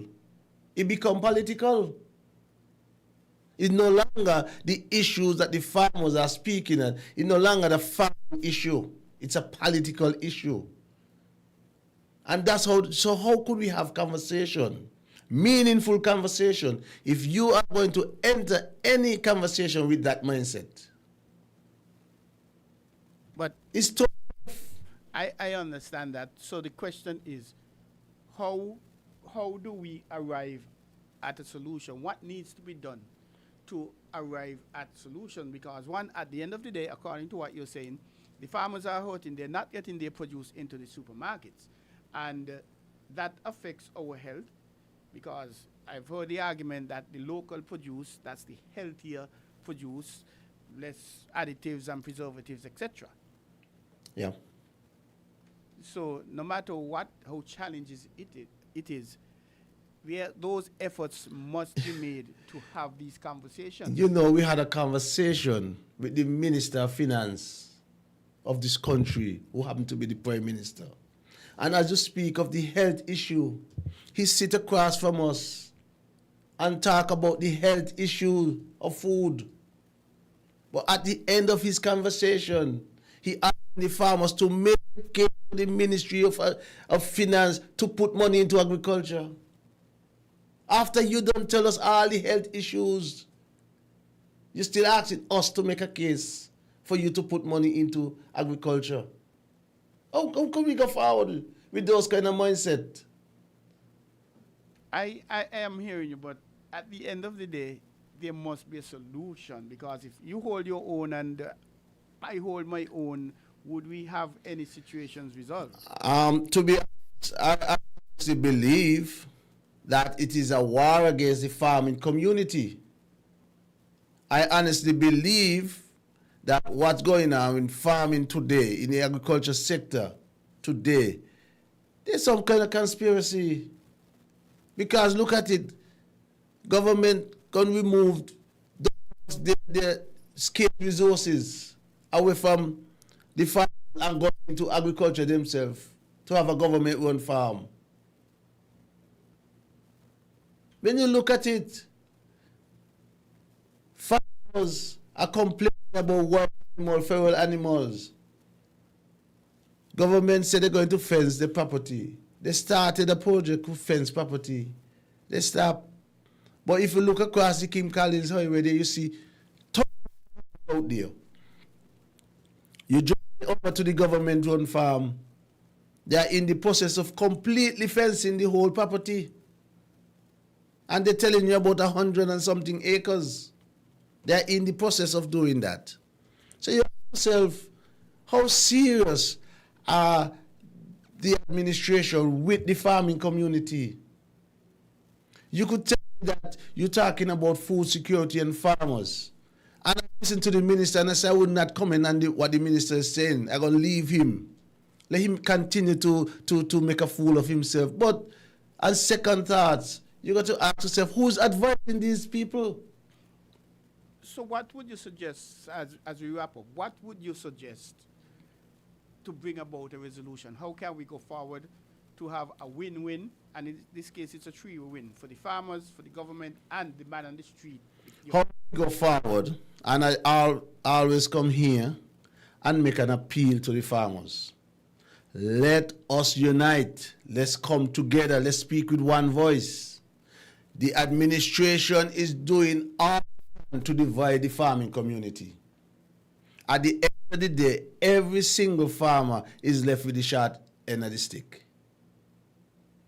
It doesn't matter how well they come and they pamper you at this point in time, because they are only using you for their narrative.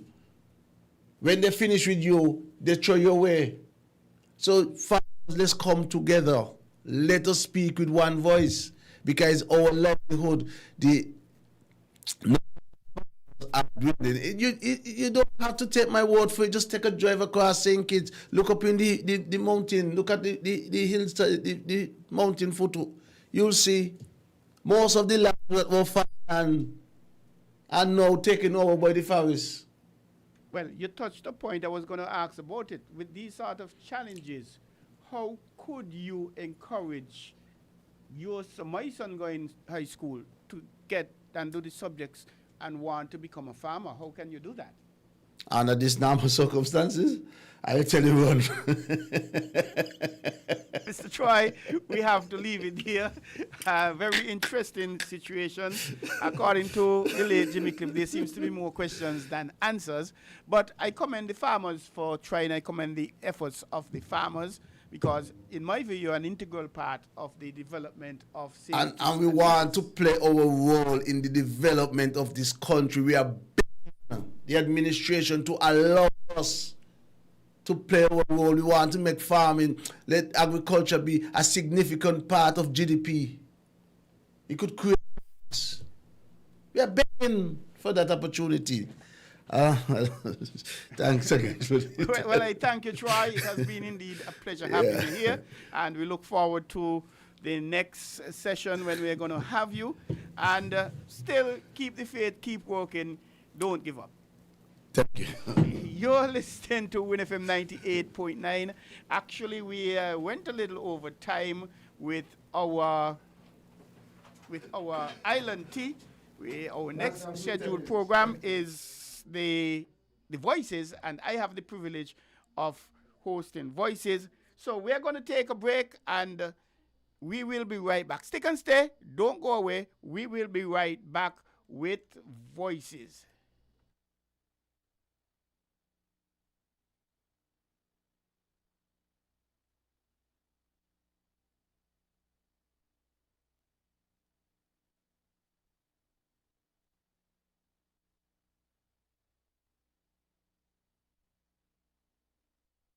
We don't just sell materials, we help you build your dreams. Whether it's a new home, a renovation, or DIY project, we're here to make it happen. That's why we say, build with us. From foundation to finish, come to our stores where we have the best in building. Tools, paints, expert advice, and more. Whatever you need, you can count on us. So if you're ready to get started, build with us. With Hostels Building and Nevis Centers, you're not just building a structure, you're building a future. Let us help you create something amazing. Dream with us, plan with us, grow with us, build with us. Come build with us at Hostels Building and Nevis Centers today. Build with us at Hostels.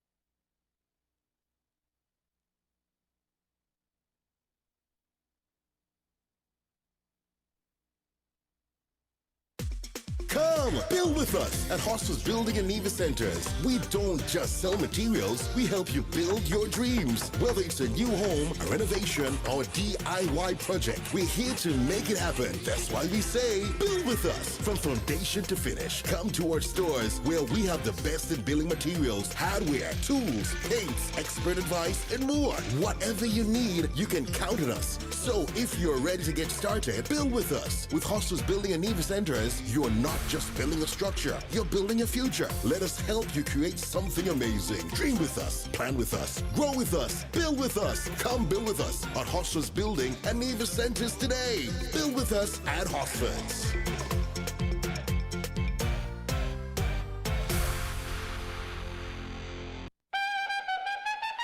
This is not a drill. Liat Air's 30-day advance sale is live right now. We're talking prices so low, you'll think we made a mistake. Spoiler alert, we did it. Want to visit Barbados? Say hello, Barbados. Dreaming of St. Lucia? Say hello, St. Lucia. Ready for Antigua? Say hello, Antigua. Here's the deal. Book your flight 30 days in advance and pay ridiculously low fares to any destination in our Caribbean network. That's it. No gimmicks, no catches, just incredible savings. But here's the thing, seats are filling up fast, like last roti at lunch fast. So what are you waiting for? Your Caribbean getaway is just 30 days away and is more affordable than ever. Visit www.flyliatair.com. Call 1268-713-5428 or see your travel agent today. Book 30 days ahead and save big. Liat Air, pride of the Caribbean. Here are your Horsford Value Mart IGA Blue Tag Special. Running February 19th to March 4th. Hunt spaghetti sauces are just $5.99. Progressive soups, $13.99. Essential everyday chunk and shredded cheeses, $7.99. La yogurt, $3.39. Blue Bunny ice cream, just $25.99. IGA or essential everyday waffles, $11.99. Hello, our value deals. IGA and essential everyday honey beer, $19.99. Chef Boyardee canned pasta and microwave pasta, $6.99. IGA and essential everyday canned tuna, $3.49. Langus cranberry and pomegranate juices, $11.99. Soft soap liquid hand soap, $8.99. Irish Spring bar soap, $11.99. Shop Smart, Shop Value Mart. Tell them in Spanish. Sea listo y haga sus compras aquí en Value Mart. Shop Smart, Shop Value Mart.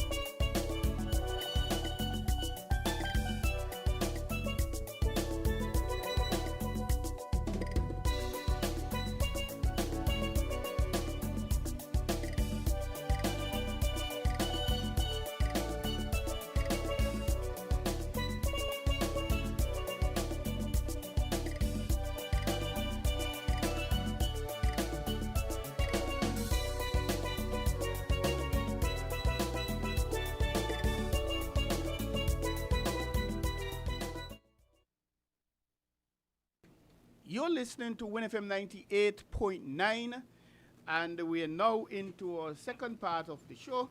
We thank our callers who would have called in for the previous show, Island Tea. We know, boy, we have a heavy entourage in here, and we have two beautiful ladies, and I kind of like this thing hosting them. And of course, we have a handsome gentleman here, Ras, as well. And we're going to go live to the studios and have them introduce themselves. Good morning, ladies and gentlemen. Welcome to WinFM 98.9. Yeah, blessed greetings. Rassi God again here. We on the mic again to reason where we have to reason. We doing this the first and last Wednesdays of every month. So, you know, last time we were here, we talked about Black history. We were likening the SSZ onto the slavery and the elites who were selling our people and what's not. But today we have a very interesting first half program. We here and we're going to be talking about International Women's Day. I don't normally so much go through the days that we keep, but what's interesting about International Women's Day is that it started so long ago, and then the men rebut with International Men's Day with less meaning, less impact, and less importance. But yet at the same time, the whole idea of International Women's Day far overshadow and especially in relevance, importance, and impact. We had the first International Women's Day actually observed in 1909, and that was observed in the US. And then in 1910, it became official by a woman named Clara Zetkin, and there you had the second International Women's Day, just showing you how far back this thing go. And then in 1911, then there was the International Women's Day that was marked over 1 million people in Austria, Denmark, Germany, Switzerland, and so on, and it grew from there. So now we're here in the Caribbean, and we know, as you know, we signed on to a lot of these stuff, so we are observing some of those days that the UN has proposed that we observe, and we have now International Women's Day. So we have two persons here from the Gender Affairs Department who are going to be introducing themselves and tell you more about the International Women's Day and what it is that they have in mind to do. So I'll go first. So my name is Tranoya Douglas, and I am the Gender Field Officer at the Department of Gender Affairs here in St. Kitts with responsibilities for women's programming. I'm Chanel Charles. I'm Director for the Department of Gender Affairs. So how long has St. Kitts Nevis been observing International Women's Day? And, just tell the people listening, what it is that you are going to do for that particular day, and when it is, time it is, and so on. Well, International Women's Day, since we observe it annually, this year the department has our annual International Women's Day Award ceremony where we honor and celebrate and award different women in different categories based around certain themes, which in this year specifically, we chose to focus on the theme for the specific award ceremony of Give to Gain.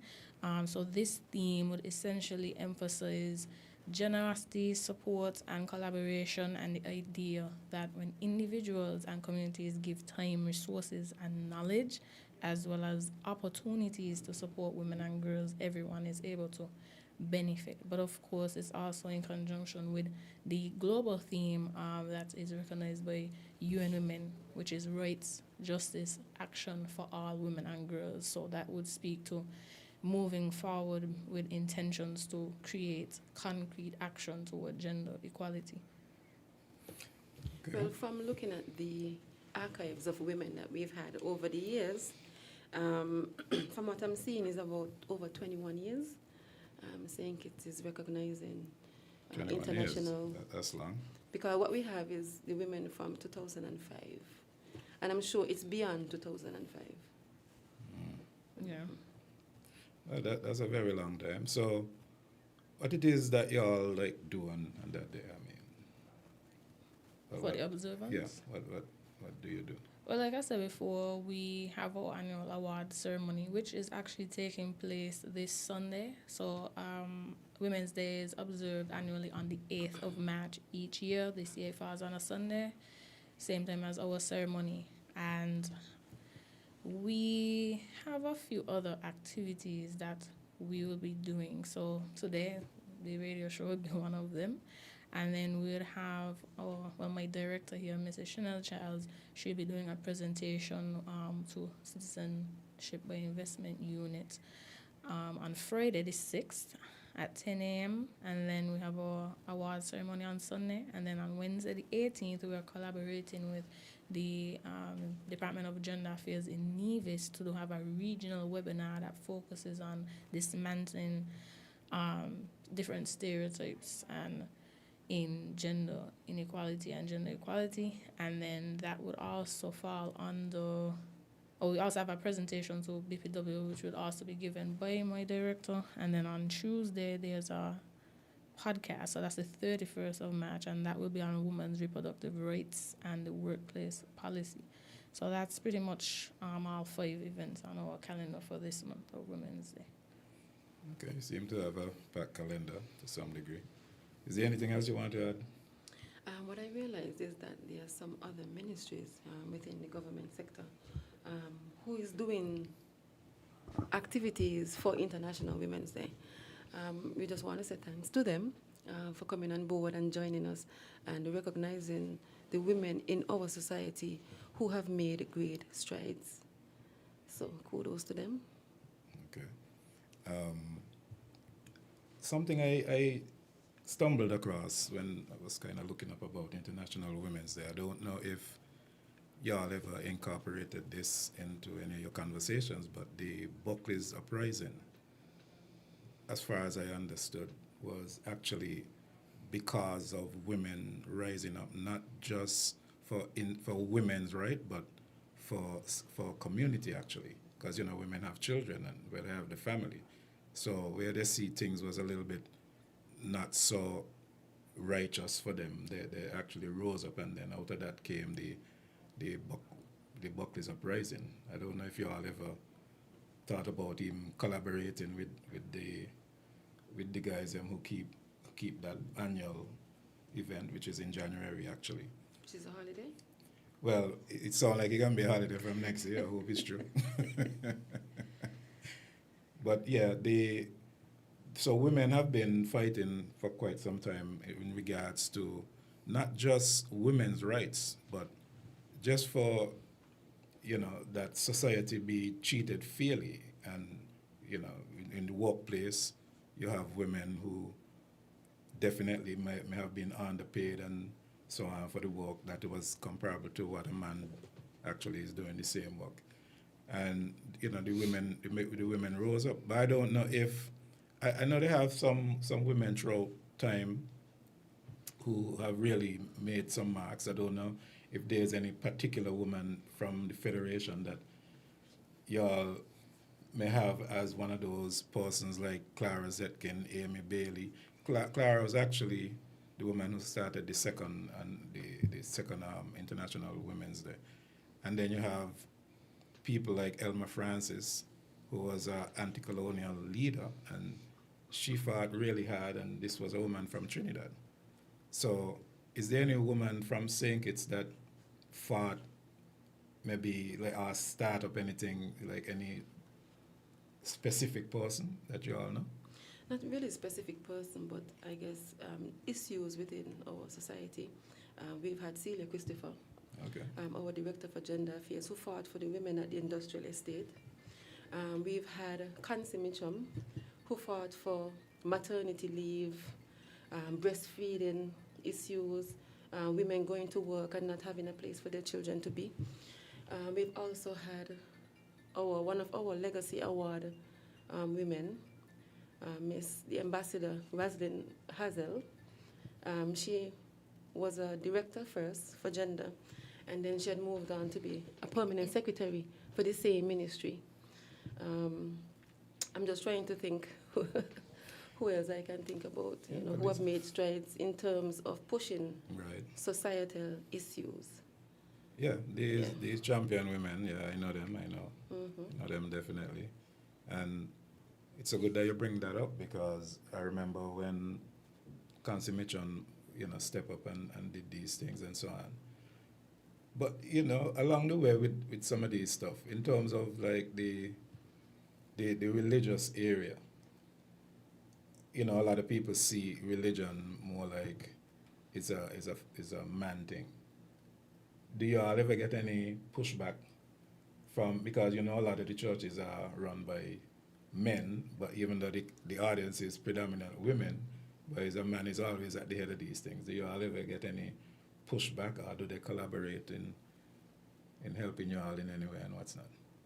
We've had collaborations over the years. I could remember we've had one collaboration for 16 days of activism. I guess you were on the panel as well, where we had the pastors talking about issues. I remember that. Okay. So we did it.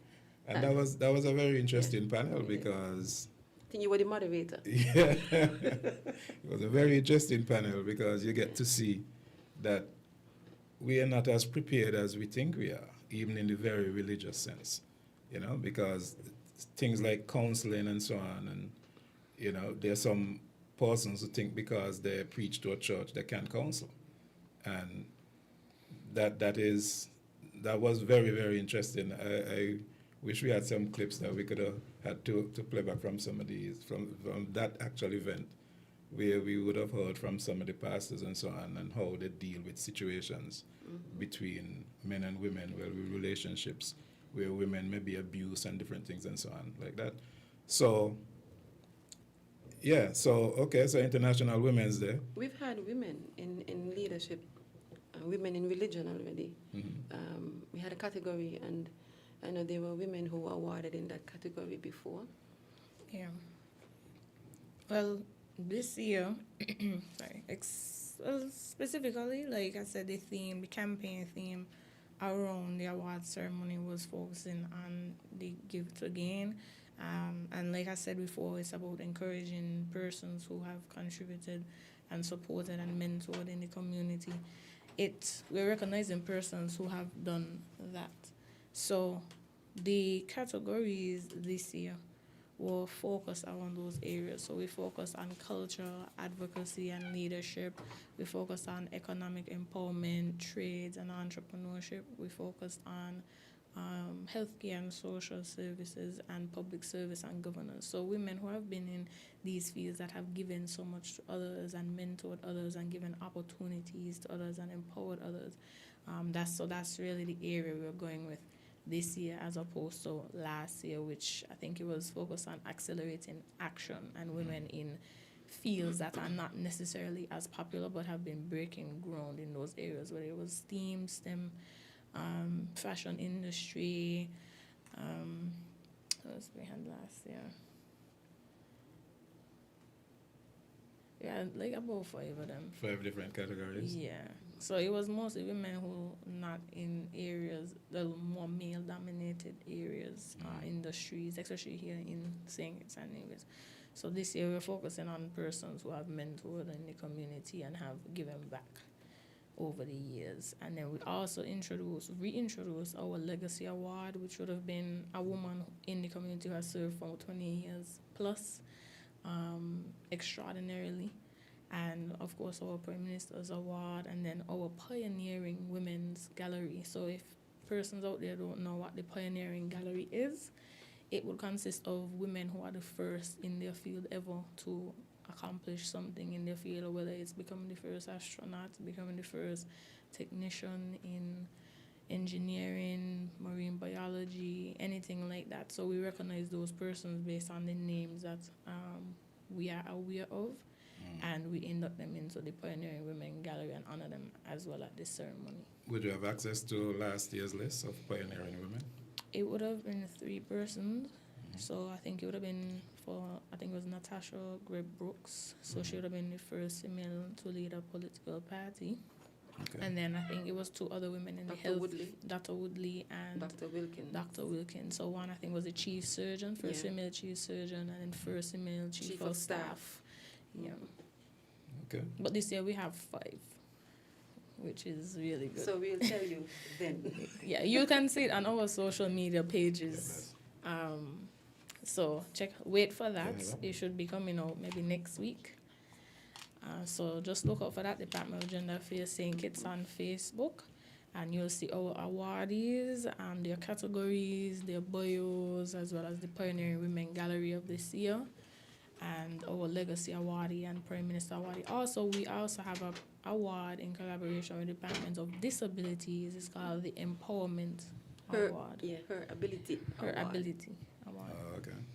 So the theme that you mentioned, how was it? Is this just for the Federation, or is this part of the UN? The theme, so there's a campaign theme from the official International Women's Day website, which it changes every year. And if you're interested in International Women's Day, that is a website you can get a lot of resources and materials from. It's usually, I don't know if people have seen like where the different poses stem from, but it usually stems from that website. So the campaign theme that I have for that respectively is Give to Gain, which is the theme that fell in line with awarding those persons this year. But the global UN theme surrounds rights, justice, action for all women and girls specifically. Do you know if there's any restrictions? Well, this is more like a modern kind of question, and you know, I suppose saying it does not really fit in that. But do we have any restrictions in terms of, you know, we have transgenders these times? Is there any restrictions in terms of who become a pioneering woman? Are they looked at as women in general? Do we have anything like that going on in St. Kitts, where women can be, where transgender women can be absorbed or be, you know, gifted? I say gift again, where you mentioned. So that's a really good question. I can't speak to what has never done. It has never been done. So, not that I'm saying it can't be done. But I just want to know if St. Kitts, if the Federation have any issues with that, do they? Well, I can't speak on behalf of the Federation because everybody have different views. So, for my view might differ from 100 other people. But as of right now, we have no history of it being done, and we are a progressive department, so I wouldn't be against it. But so far, it has not been something that has been done before. Okay.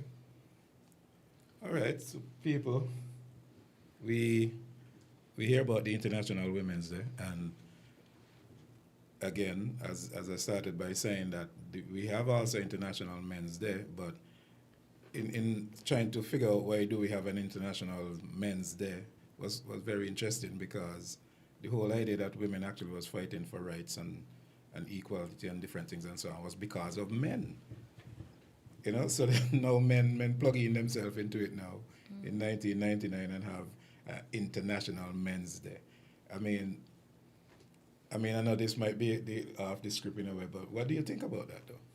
Not about to say International Men's Day? No, in terms of the impact, do you think that the fact that International Men's Day has become like a rebuttal to International Women's Day?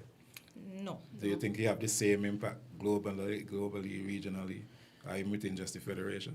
I think sometimes it's not a matter of it coming off like it's a competition. I just think that there are a lot of areas that are neglected when it comes to the topic of men and the different issues that affect men. And I think it's just more so to shed light on acknowledging those issues, because a lot of the times, especially if we're talking about women, there's rhetoric surrounding topic about women where men are usually included, and it operates like, oh, well, yeah, we have to support women only, but there's a lot of different issues that are affecting men, which also in turn affect women negatively or disproportionately in society as well. And we have to kind of look at certain root causes or root issues in order to address the problem, instead of just focusing on one portion of it. So it is not an issue, Mr. Agard. It's not an issue. They are called, they are observances, they are international observances, so we do have to celebrate them. Just like international, they're the girl child and the boy child.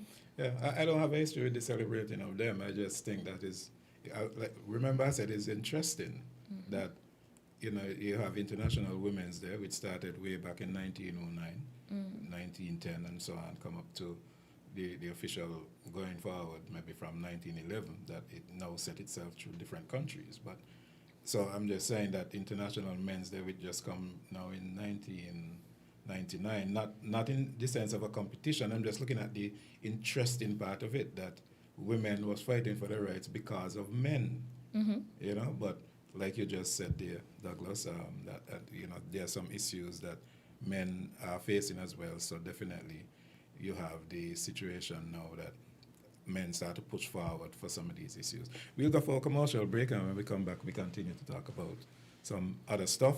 Hopefully people listen up. We might be talking about some domestic violence as well.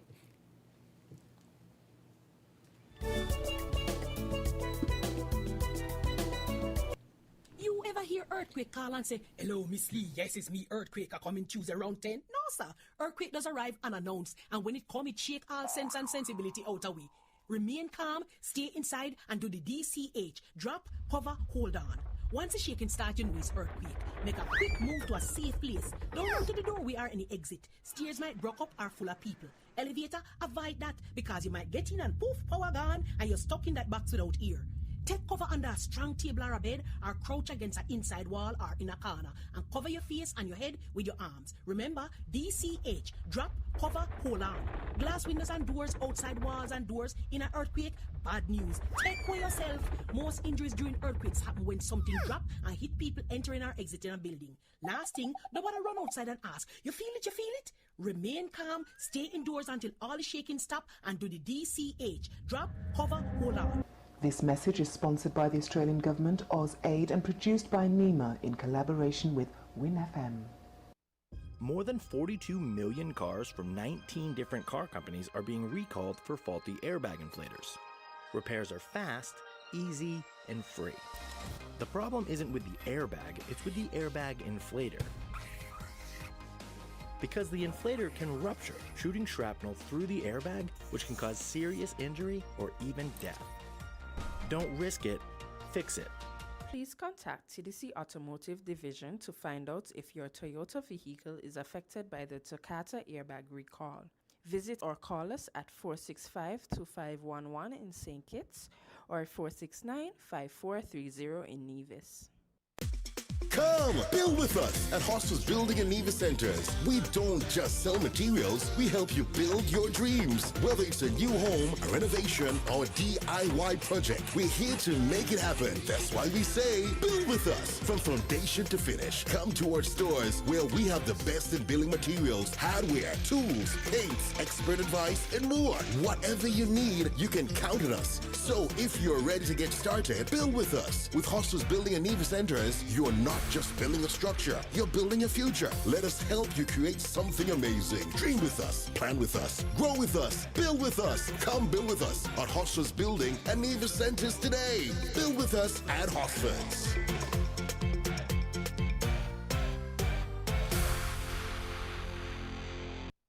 Do you want to know what's happening in sport? Tune in to On The Ball, a weekly talk show which is on WinFM 98.9 every Tuesday from 7 to 9 p.m. with me, your host, Troy Biff Mills. We will keep you on the ball with our variety of guests and, of course, your calls, discussing the facts and the stats and sharing your opinions. Get on the ball and stay on the ball by tuning into On The Ball with Troy Biff Mills on WinFM 98.9 every Tuesday night from 7 to 9 p.m. and also on Facebook and YouTube. Be on the ball. Is mine? Can't hear nothing.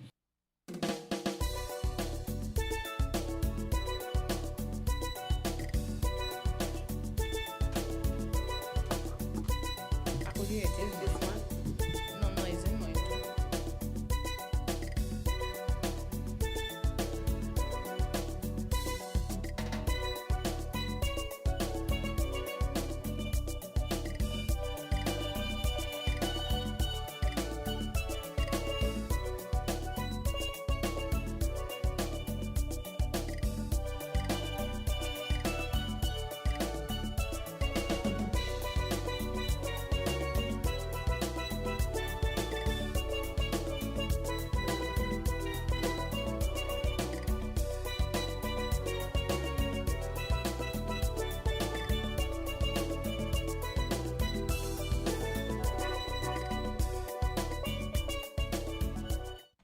You're listening to WinFM 98.9, and I am Troy Biff Mills hosting Voices, and we have three guests in the studios with us, Ras Agad, and we go live and direct to Studio 2.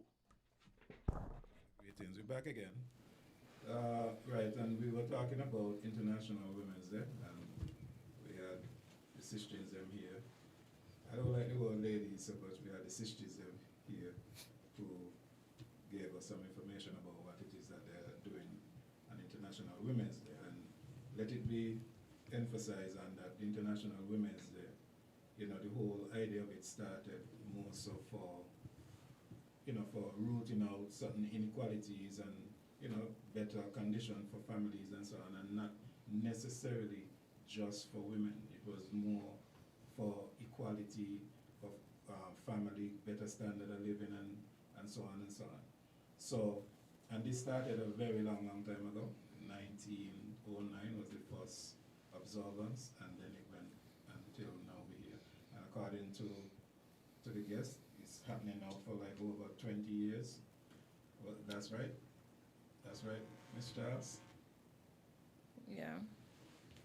21 years. Over 21 years. Okay. Now, yeah, we would entertain some calls. We'd like to, if anybody out there have any questions for gender affairs.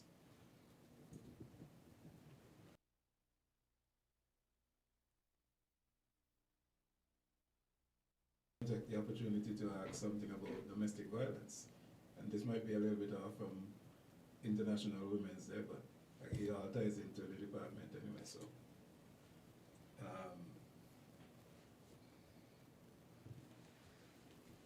Right, so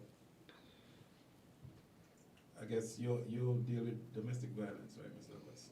I don't necessarily deal with it. I oversee and facilitate programs with domestic violence clients, which is the rehabilitation workshops.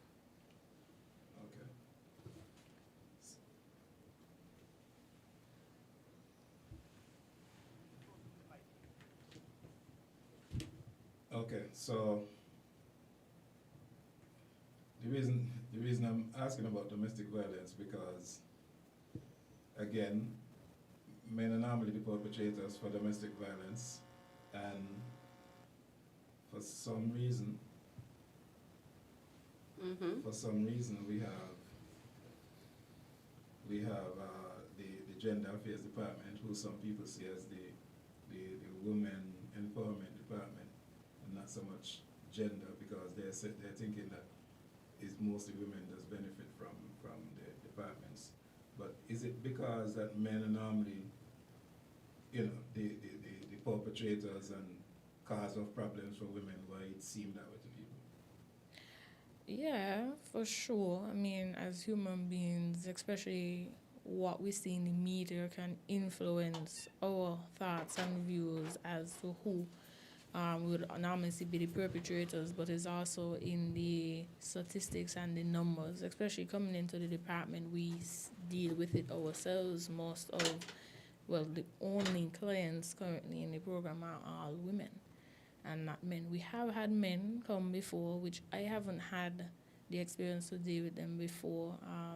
Chanel has.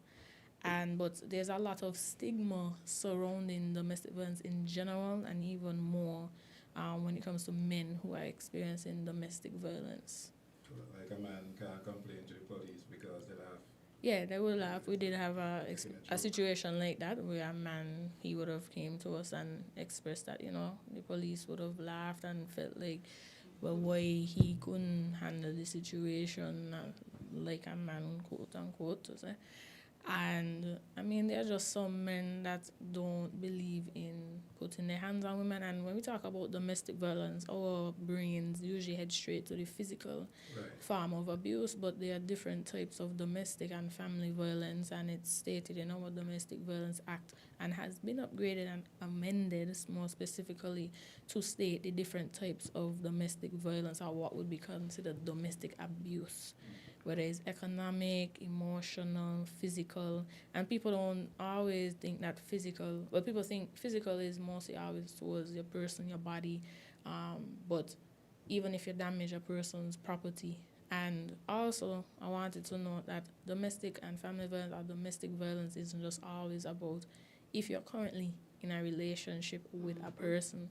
It could be a former partnership, it could be because you share that child or you share a child with the person, and you don't have to live in the same household either for it to be considered domestic abuse.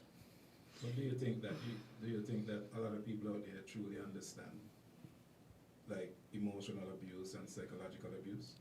It's not necessarily. It's not always blatantly obvious to certain persons or some persons, because especially men, I think it's also, it could relate to gender in the way in which a specific gender might carry out different form of abuse, might look differently. Where I feel like maybe a man might be a little bit more physically abusive, maybe it might be sexual, maybe it might be even verbal, but with women you might see more verbal and maybe damage to items or maybe economically on both sides.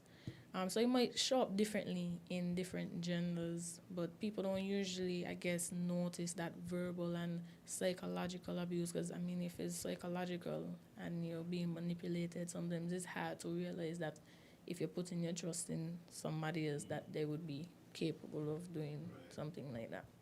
Well, I know back then, I'm not so sure if it still happened, but, back in my little boy days coming up, there's some females, some women who seem to think a man only loved them when he laid hands on them. I've had that experience. That well, I've had both women and men say that to me during my domestic violence protocol presentation. So as the gender officer with women's programming responsibilities, I often facilitate domestic violence and family violence act and protocol information sessions to different organizations, which last year specifically, I had the opportunity to do it with Customs and Excise from the different tiers of management, from the heads to one bar officers. And I was met with different ideas towards domestic violence, but everyone was very thankful for learning a lot about what they didn't know before. But I did have experiences where I did ask them certain questions that people would say, oh yeah, and these add to different, 3 different groups that where somebody would have said, oh, well, I always hear if I don't hit you, I don't love you, or whatever the case is. And this is 2 completely different group sets. So it's definitely a saying that people are aware of and that they have heard and have grown up hearing, but it's not necessarily the case. Again, when you talk about men or the general public tends to look at our department only for women, one of the reasons might be is that when the Department of Women Affairs was established, I guess it carried on that it was for women because the name was Department of Women Affairs, and that was in 1986. Right. And that was a long time compared to 2000 when it was changed to the Department of Gender Affairs. So you see the long span between 1986 to 2000, that they still have the mindset that is just for women. And I as I said, it started from the name, Women's Affairs. So is it that maybe I'll need to do more promotion or something so that the general public could be better aware that it's not just women affairs? Well, we try to do that, which is why we even here on the radio today. I mean, we have our annual campaign called 16 Days of Activism Against Gender-Based Violence, not women-based violence. So including in gender, women, boys, girls, anybody, it's affecting them. But we just acknowledge the key point where people have to notice is that we're not saying that violence only affects women, or gender-based violence only affects women and girls, but it disproportionately affects them, meaning that it happens at a higher rate, and there are different areas of violence that can impact women much differently and more adversely than men in certain areas. And I think it's because of social expectations. Growing up, it's expected that a woman should cry or can cry, and a man, no. He shouldn't cry. He's more masculine. He should be the head. He should be the leader. So most times, men act according to the expectations of society. So when it comes to going to the police station and making a report, I guess men do say no. From my experience, they would say no because the man is expected to, be that figure in the home, be example for their children, be example for society. So most times it's a no. They won't complain. And what we have been seeing, because the society is not sensitized towards, men can have feelings too. We have the reaction of complaints where men would say they go to the station and the police would smirk, or the police would say, boy, you're taking licks from a woman. So I guess these are the issues and the reasons why they may not want to come forward and say, yes, this is happening, and how do I seek help from the Department of Gender Affairs, from the police, from anywhere else that have information that could be useful to them. Yeah. Here's a little scenario. Okay, now we briefly touch on emotional and psychological abuse as well. And we know that psychological abuse could actually lead to people, breaking down with mental issues that can go really far for them. Now, well, to what you was talking about though, but do you think it is unrealistic for those expectations that a man stand his ground as a leader figure for his family? One, well, you could probably just comment on that. But men should, but I believe the issue is societal expectations. Look, International Women's Day. Okay, women are being awarded for being contributing to different sectors and excelling in society. Right. Before that wasn't like that. Right. Before, same thing. Men were not, I guess, conditioned to talk about how the feelings, even in general, even going to the doctor, the feelings, the health, education. I guess they just stand off. But I feel like it's not really an issue per se. I think it's just our societal norms that we're growing up and we're doing the same thing, we're hearing the same thing, and I guess it's just change. How do we change society's mindset towards issues that affect us, and how do we resolve the issues? But, in reality, like, do you see a woman would want a man to be around her crying all the time? Women do cry all the time, so why man can't cry all the time? No, but I mean, have you ever seen a situation where, in a couple where a man would just be literally just crying all the time, acting out all emotional in a different sense? And wouldn't that be like what you would consider to be maybe unattractive? That a man just keep crying for every little thing? Maybe he go to the movies, he running under the chair because he's scared. I've never seen that. Okay, I know. But I'm just saying this because when we speak about some of these things, sometimes we have to be real that men, not just the traditional sense, but in almost every sense in how we exist, whether it is the animal kingdom, the bird, wherever the area is, because men are designed a little bit different. Male are designed a little bit different, a little bit stronger, a little bit faster. That's why we have Olympics where we have a men 100-meter dash and a women 100-meter dash. Because if you put all of them in the same 100-meter dash, it's clear as day. So there's some design that men are supposed to be doing certain things, and not to say that, I'm not speaking in the sense of some men who think that women are supposed to come home and cook their food, share their food on the table and all of that. I'm not speaking about that. I'm speaking about the sense that sometimes the family would look to the man to be the leader. Like if a thief is breaking in the house, just imagine the man running under the bed and crying and all kind of things, and the wife got to go take care of that. That's like what I'm talking about. Like, there are some traditional expectations that are, in my opinion, it is reasonable that a man be set in certain elements when it comes to a family or in some form of relationships. Well, what I would say is that there are so many different cultures and societies that treat gender so much differently. Whereas maybe in certain countries, you might see men being nurses. When you hear the word nurse, you automatically think about a woman. If you hear flight attendant, you think about a woman. But if you hear CEO or pilot, you think it's a man. Yeah, you hear doctor.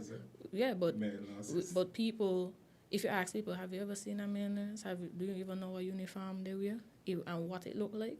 Maybe they might not even know. But there's just certain words that we attribute to certain gender roles. And what Chanel was referring to earlier in terms of men having certain expectations placed on them where they carried out is called performing gender, which is performing the different behaviors and attitudes and norms that you see carried out throughout gender, well, in society or societal expectations or what they've been socialized to do. We always talk about the nature versus nurture debate, and we also fail to take into consideration that even our home environment might influence how we view certain gender roles, and even coming down to pink and blue and what's appropriate for what colors men should wear versus what colors women should wear is everywhere. Gender is in everything.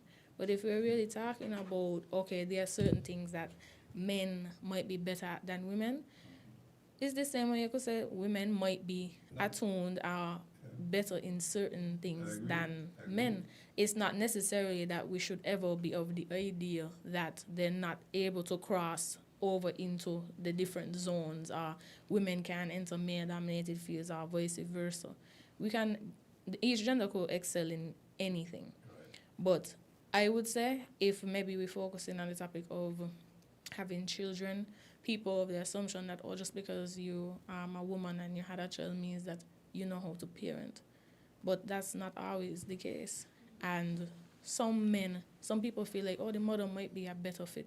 But some men can be very good fathers and parent very well. But naturally, because the mother is the one who carries the child, there's a specific type of bond that happens. Yes, that is something that men will never be able to experience.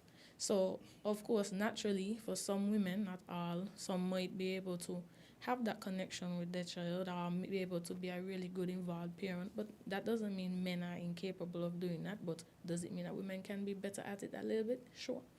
Well, I'll let Biff come in on this. Sure, thank you, Ras. Thanks for inviting me. I like the conversation. I think it's a tremendous conversation. You touched a few points. If I go to the station and report why my girlfriend or my woman or my wife beat me or raped me, they're going to laugh after me. So how have you seen a change, if any, in that, dealing with situations like that from a police point of view over the last 10, 15, 20 years? Well, going back to the domestic violence protocol workshops that I would do, I actually did my first one with heads of the police back in 2024. Yeah, 2024. And I mean, I gave them a pre and post test in regards to different questions regarding gender and how they might deal with a specific situation, the roles and responsibilities of the police force, which is actually in the protocol. The roles and responsibilities are there, where it would state exactly what a police should do in a situation concerning domestic violence, stipulating the police should be able to take a person to receive medical attention. There must not be less than 2 police officers in attendance, or you have a right to ask the police to remove you from the home, or whatever the case may be. They're available, actually. Oh, we have a call? There's actually a website that we have on our Facebook page that you can find all of that information on as well. Okay, let's hear the caller. Good day, caller. Welcome to Voices. You're live. Good morning, good morning. Hi, Celia. Hi. Morning, greetings. Yeah, I just want to put a little plug. Oh, you sound good. That's good. I'm proud of you, Chanel. I'm proud of your officer, too. Anyway, I just wanted to say, going back a little bit, I want to highlight the contribution of Ann Leibert, who I first met when I went to the Department of Gender Affairs. And then there was Constance Mitchum. They had the Department of Women's Affairs. Then Rosalind came in 1995, and the whole thing was changed to Gender Affairs. So there's where we had the change. But the Women's Affairs was so stigmatized that even when the name changed, we couldn't get men to come in. And people like Ingrid Charles did some serious work in there. Yes. And I work alongside Ingrid Charles. But then there was still an issue, because even though it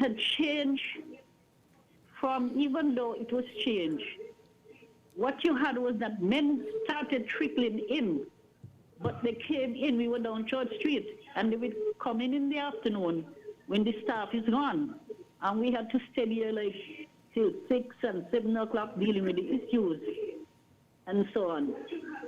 And then we went back up to the department, and we went up to, I think we went up to Victoria Road. But they started to, they didn't, it dropped off. The coming in to make complaint dropped off. And then when I moved to Frigate Bay Road, the Women's Training Center, they started to come. But again, I had to stay until 6 and 7 because I didn't want to have a conversation with them while staff was there. So I had to wait until everybody gone in the afternoon. But it had begun to get very taxing for me. But Celia, So this might be the same issue today. Hello? This might be the same issue today that we have to wait until 6 o'clock to see if they would come in. Well, I am not sure how it is now, because when we started now and we hired a male officer after I spoke with Mr. Conda and tell him this is no Department of Gender Affairs. Gender affairs, you have to be looking at the issue of men and women, and I can't do all of that. And so that is when he brought in a male officer. And so that male officer was hired to look at men's issues and so on. And they started coming in to talk and so on about different issues and so on. And so I went back to Victoria Road. And when I got back to the Victoria Road, they didn't want to come back. They didn't want to come back because they were arguing that they need to have their own space. They have things to talk that women can't deal with and so forth. And so they ended up down in Newtown. But they ended it down in Newtown because there was a project that we did down in McKnight for men. And at that time, I was the officer. I would go and I would set them up, and I would leave because they didn't want a woman being there and listening to the issues that they had as men. But what we did when we had that project, when we came to the end, they didn't know we were doing a questionnaire with their partners, the spouses and the girlfriends and so on. And at the end of that program, they were pleasantly surprised when the women came in and said they see change in them, but they didn't know what was going on and so forth. But it's a long story, but we have come a long way in terms of dealing with gender issues. And the department is only going to get better. But I have to also mention this. I recall going to a meeting in Belize. And when I look around the table, it was all women. And I say, I don't understand. If we are saying that men are the perpetrators, and we are trying to get men and women to work together, why is it there's no men represented here? And some people were upset. They were saying, oh, this is a woman's meeting and so on. Some people said it was a good point. But two meetings after that in Trinidad, men started showing up as heads of the department, and it changed the whole thing. Then I recall again coming back, and there was a case at the court, and I went to support the man. And I got cussed out, Miss Christopher, you crazy.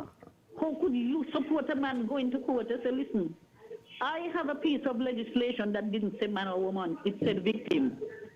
And the victim could be a grandmother, a child, a man, or a woman. I am supporting a victim. And if I have to come to court to give them that support, that is what I will do. And I had a really good relationship with them, and then Chanel took over, and Chanel had a good relationship with them as well. So I just hope that it could only get better. And that they started, I'm not sure what the situation is with them coming in to complain and so on. But they like the privacy, and they like to know that they are dealing with men. Because typically speaking, there are some things that we really can't deal with as women trying to solve a problem for a man. So you really need that presence of the man and the private space for them to speak. That's my little contribution for now. Thank you very much, Carla. Yeah, Miss Christopher, powerful contribution, powerful woman, champion, at least you heard it. Gender champion. Yeah, we need some of these powerful women around, but I think a lot of the men in our society are afraid of powerful women. So that's an issue. Most correct, Ras. When I was director of culture, the office of the Department of Culture was actually up at Victoria Road, in the same building as Social Services, Gender Affairs, and I had the opportunity to engage with Miss Christopher quite often. A very, very powerful lady. She don't mince words, eh? She let you know what have it, what time of the day it is. But going back to the conversation before she called, in the Olympics, the transgender, I know the President of the United States, Donald Trump, said that in the U.S., you only have male, you only have female. You don't have any transgender, any this, any changes.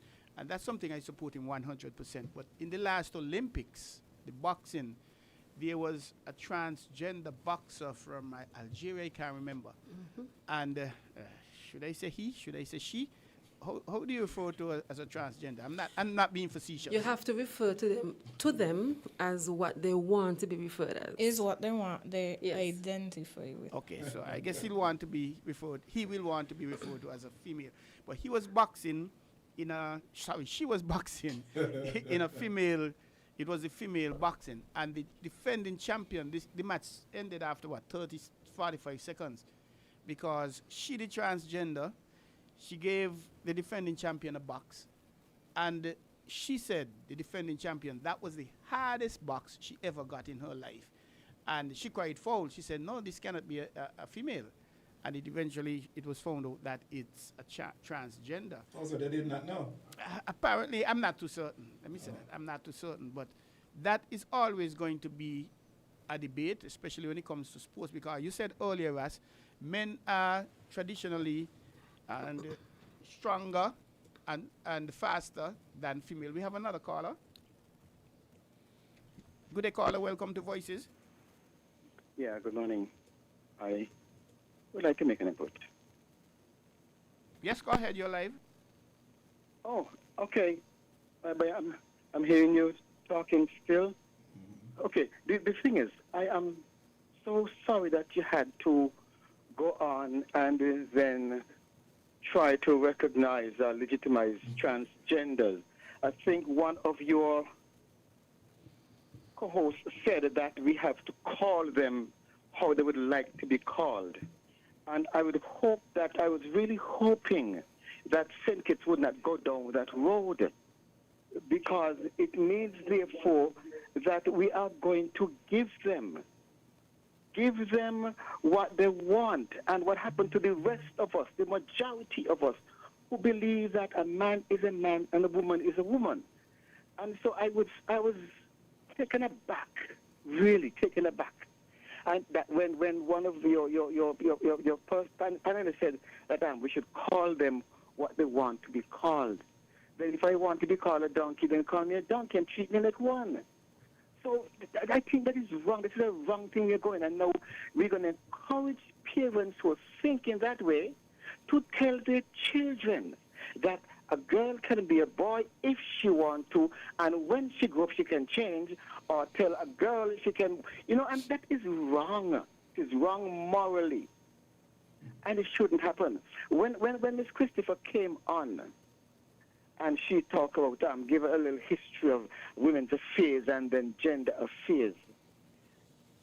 Up to today, I don't think there's a gender affairs. Up to today. Because there's no professional in that department who deals with men issues. There are so many issues that men have in this country. And they say, oh, men don't want to talk. When you're going to go to a meeting with a woman who has an issue with her husband, or an issue with her father, or issue with men, how can she genuinely represent men issues? And sometimes in discussions you hear those things come out. So men realize, listen, hey, we ain't doing nothing for us. We can just continue. When we hurt, we hurt. If we lash out, we lash out. And whatever happened. There are so many issues. Nobody dealing with the situation where a man cannot see his child because the woman, the father fall, the woman and the man fall out, and she got another boyfriend, and because he got another boyfriend, he can't go look for his child. That is not being taken care of. Even though you might have people, some departments, I don't remember what they call departments, saying, oh, you have visiting rights, but if your woman decided to put down her foot and decide you're not getting a child, there's nothing that I could do. And in the court, that takes forever on a Sunday. By the time the court come through, the child on 15 years or 16 years. And there are so many issues when it comes to men's rights. Men's rights in this place here, there's so many issues, legal rights. How many times have our parliament who are predominantly men? Hold on. Deal with the issue. What is mine, and what is thine is mine. That is a serious issue with a lot of men. A lot of men, they not talk out, you know. But when you get them in the circles on the domino table and so forth, and they beat sitting down, you hear them talking about the injustice that they feel, but they don't have anywhere to go because there's no man in the gender affairs who is dedicated to the issue.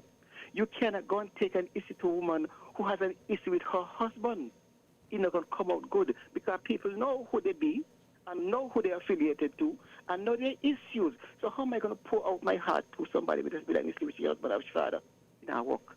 So we want to have a genuine, trained counselor, man in that department, in that gender affairs department, so it can really be gender affairs, so that a man does not have to go to a woman to listen to his stories, because a man is not going to open up to a woman and his stories.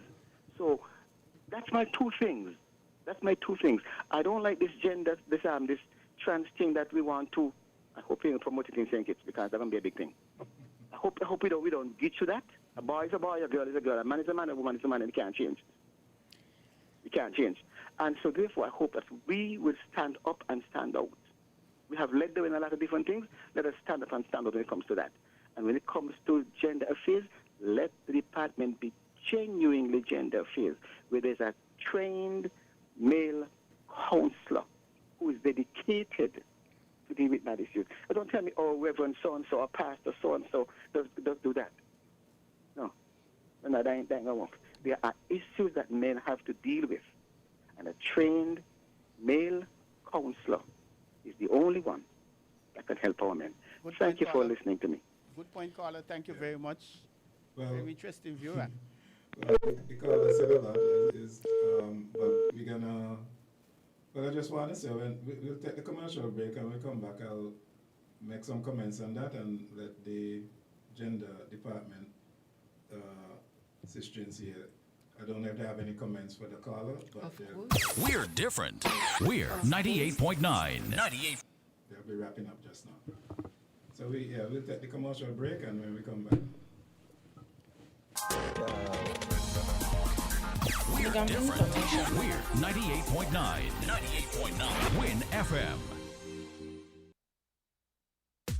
Come, build with us at Hostels Building and Nevis Centers. We don't just sell materials, we help you build your dreams. Whether it's a new home, a renovation, or a DIY project, we're here to make it happen. That's why we say, build with us. From foundation to finish, come to our stores where we have the best in building materials, hardware, tools, paints, expert advice, and more. Whatever you need, you can count on us. So if you're ready to get started, build with us. With Hostels Building and Nevis Centers, you're not just building a structure, you're building a future. Let us help you create something amazing. Dream with us, plan with us, grow with us, build with us. Come build with us at Hostels Building and Nevis Centers today. Build with us at Hostels.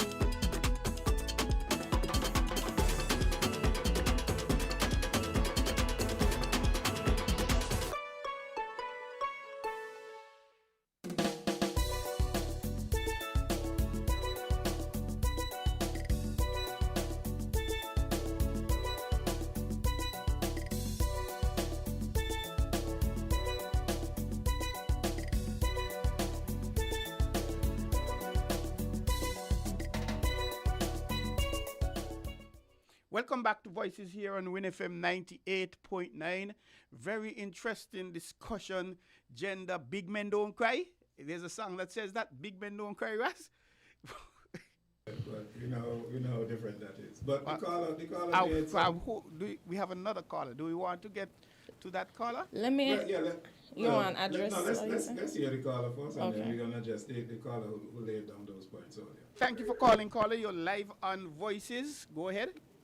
Yes, I have to come back in again with this after Jordy made his presentation. No, the issue of having a specialized person to speak about gender affairs as a gender officer, especially to address issues of male.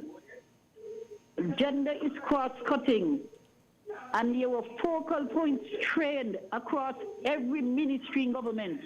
But the issue is they get the training and they do not with the training. Correct. When they have a problem, they send them up to gender affairs.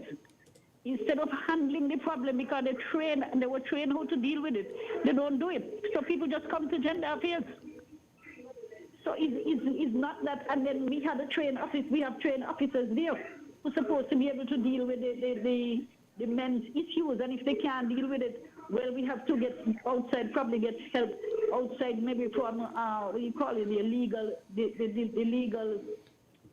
legal clinic and all of those. There are so many things in place, and even if they don't want to come to gender, they could go straight to the legal clinic, to the legal clinic at legal affairs. So there's help for men. There's the issue of the counseling department. Right, we could set up, because I think they had a male officer at the guidance at the council. They have a male council, yes. They have more than one male so council. if they don't want to speak to the women, they have alternatives, they have options that they can choose. But it is important to pay attention to the focal points, because one of the problems is if you have an issue where you hear you have to send some people overseas for training, you will get the whole government wanting to go for training. But when they come back from the training, they sit on the training and they do nothing. But the focal points were there. I don't know how it is now because I'm not there, so Chanel could speak about that. But there were focal points in every ministry, and they just need to activate those things and deal with the problem. And the other thing with the police, in my opinion, I am not sure if things have changed from when I was there, because the law was there and they are enforcers of the law. And sometimes the incident is so clear and they will send them to the Department of Gender Affairs. Now, if you beat a woman, it's against the law. You have the law, but they don't want to enforce. So I had to reach all the way to the commissioner where I shouldn't have to go. And in one instance, I was so upset with the case that I had to apologize to the commissioner, because I turned around, I'm not going to name him, but I said, maybe you're a perpetrator, which was wrong for me to say. But I had to say it.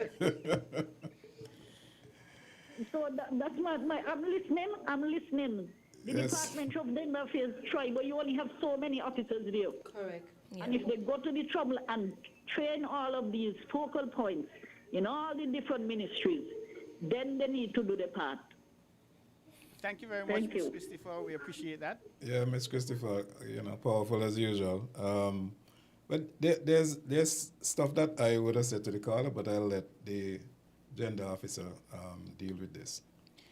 Okay, so based on the comments, I immediately thought about, for the first point, which was us needing to have a trained male counselor in the department. We do have a trained male officer in the department, and we also have male counselors in our National Counseling Center, which also falls under the Ministry of Gender Affairs and Social Development.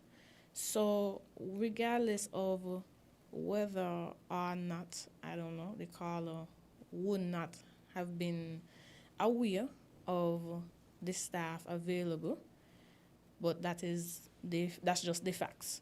In regards to the point of the transgender comment, a man is just a man, a woman, and that's that. Like Miss Christopher said, gender is cross-cutting. It is on a spectrum. Research has actually shown and evidence of a term that maybe not a lot of persons are familiar with, called androgen insensitivity syndrome.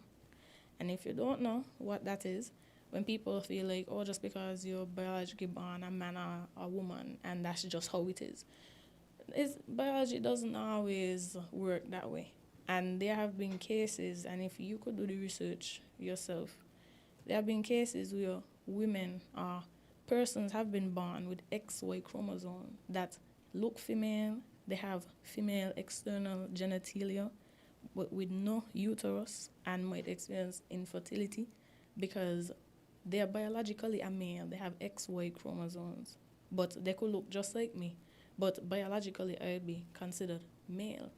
However, at the point where the child reaches adolescence and puberty hits, they are undescended. They can be undescended testes or testicles that don't come down, and the person or the female presenting person might experience changes due to the hormones, which is facial hair or anything like that. And that is ultimately the child's decision at that point, where they would decide, well, do I feel more male, like representing male or female?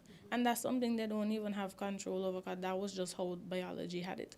Like, everybody is not just born with female external genitalia or male external genitalia. There are literally actual biological cases of individuals who experience this, and they have to, when they get to a certain age, I look like a girl all the time, I sound like a girl, but now my voice getting deep, and I gain facial hair, I have whatever issue with my stomach because the undescended testes is hurting and they can't come down, whatever the case is.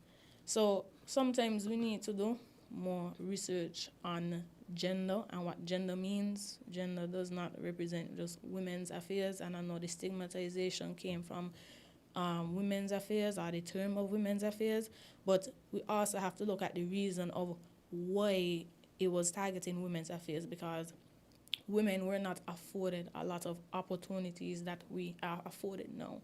And patriarchy or the patriarchal system has been something designed, which a lot of people are of the assumption it was designed to help men all the time, but it also affects them negatively and is detrimental to them in society as well. The same way people feel like it only supports them, it affects them negatively. So, any other questions? I feel free to answer. I'll be happy to answer them, but let's do our research before we just start saying things as cut and dry as we do. And that's all the comments I have. Well said. And there's a whole lot more, and I would just want to plug there to say there's also St. Kitts National Men's Council, which I am a member of, and we have been moving around, whether it is on the radio, on the TV, visiting churches, up and down the place, and we just can't get men to join. So the caller, I hope you're listening that, because there is a St. Kitts National Men's Council, and we had already we were putting together some intervention where, okay, there's another caller? Okay. We'll take this call. Caller, go ahead. You're live on Voices. Yes, hello. Greetings once more in Jesus Christ's name. Yeah, greetings, Greg. Blessed. Yes, blessed. Now, I must say, sadly, not too long ago, I was doing something. So, but let me say, for the little that I heard, okay, let me say this. The Bible is the only answer to all of our issues, problems, and that sort of stuff. Right? It is the only solution to everything in life. Now, where gender is concerned, okay, if a person's gender cannot be properly known, if there is such a case, then that person is supposed to be very limited in what they can do. For example, biblically, they cannot get married and that sort of stuff, because you don't know what gender they are. And marriage, for example, marriage and other things as well, biblically speaking, is only supposed to be participated in if your gender is known. Okay? Now, as far as I see in the Bible, once you're born with outward male genitalia, you are a male. And if you have female genitalia, you are a female. Once you have those things outwardly, you know, and should be treated as such. What I see is that people are taking up all of these nonsense and garbage from America, Europe, and so on, these Sodom and Gomorrah things, and want to bring them and put them on us. And they are for our destruction, just like they are serving now for America, Europe, and so, just like they're serving for their destruction. And therefore, I come back to say, let's do things the Bible way, which is the only way. You see, the problem is man laws, man philosophies, and that sort of stuff, not what the Bible says. Because what the Bible says is the solution. And the solution for gender affairs is the only solution and answer for gender affairs and for everything else in life, irrespective of what people have been taught in the colleges, universities, and what nonsense is going on in the outer world. The Bible is the only answer for everything and solution for everything. And straying from it is our destruction and ruin and death in the end.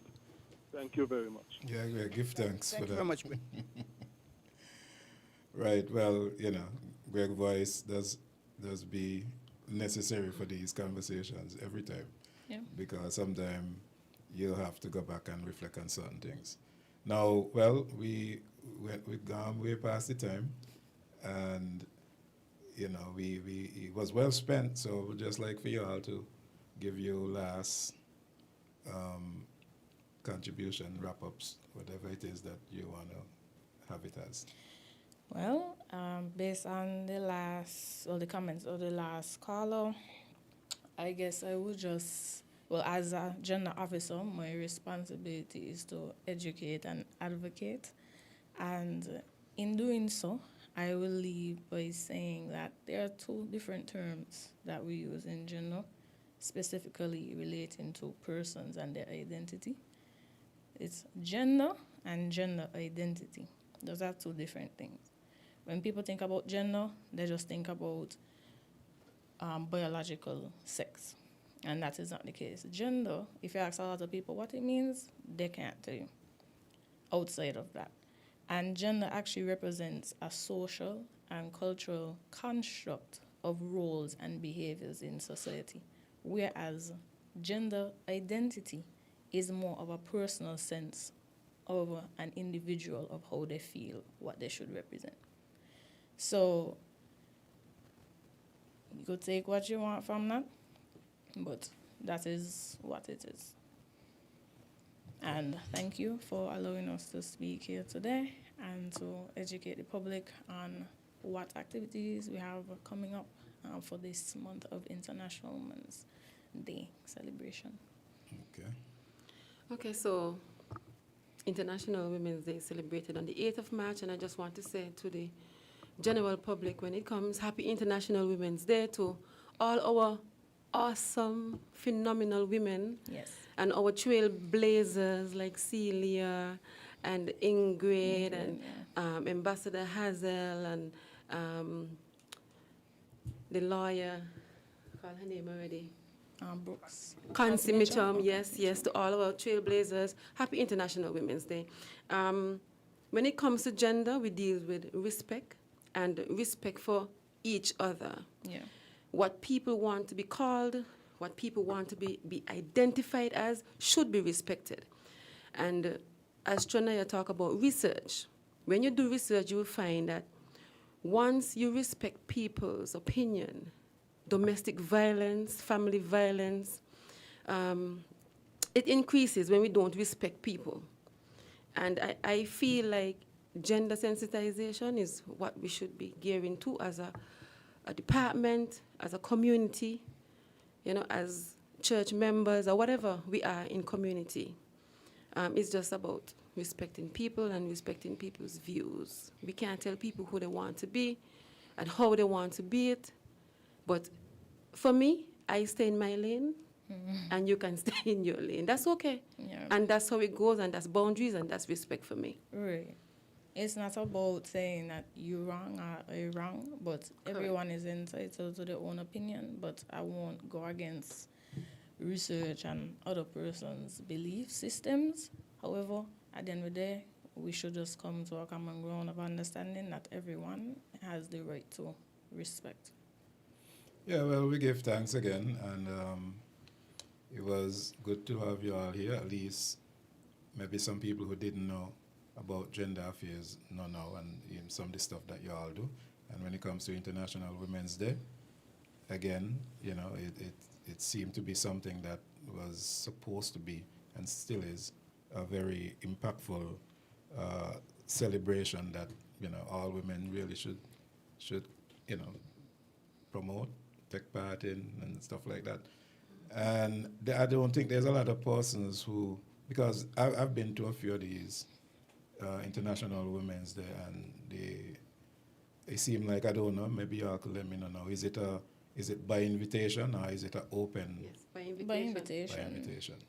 So maybe one of these days, maybe next year, you all should do an open one where, like do it in the park where all the women could come out and celebrate with y'all, because it's really something that women push for and things happen. So celebrate in a big way, not just a small corner inviting way, because I'm sure there are women in community who you all probably have not invited, who would just love to be present for some of these events. I think I like the concept, but logistically, I don't think it's feasible in that sense. I just think that because of the information logistics, like I said, involved, maybe what we can entertain or explore is perhaps doing somewhat of a live stream of the event, so persons can actually see what happens in real time of how the ceremonies are carried out.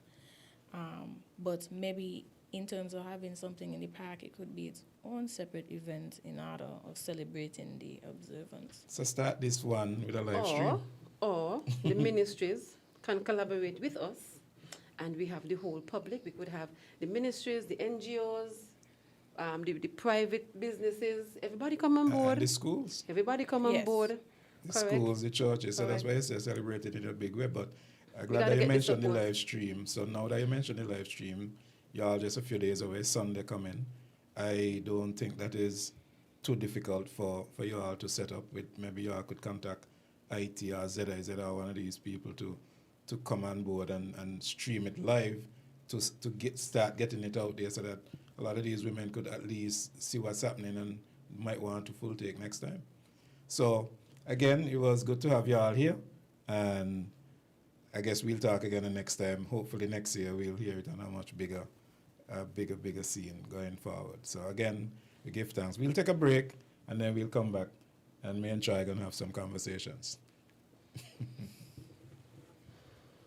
Healthier You. Join Dr. Natalie Osborne every Tuesday at 8:30 a.m. on WinFM 98.9 for Weekly Dose. During this 30-minute health discussion, we aim to educate and empower our listeners on the prevention of diseases, early diagnosis, and timely intervention. Don't miss out on this informative health talk where we teach you to live your best life. Weekly Dose, Tuesdays on WinFM 98.9.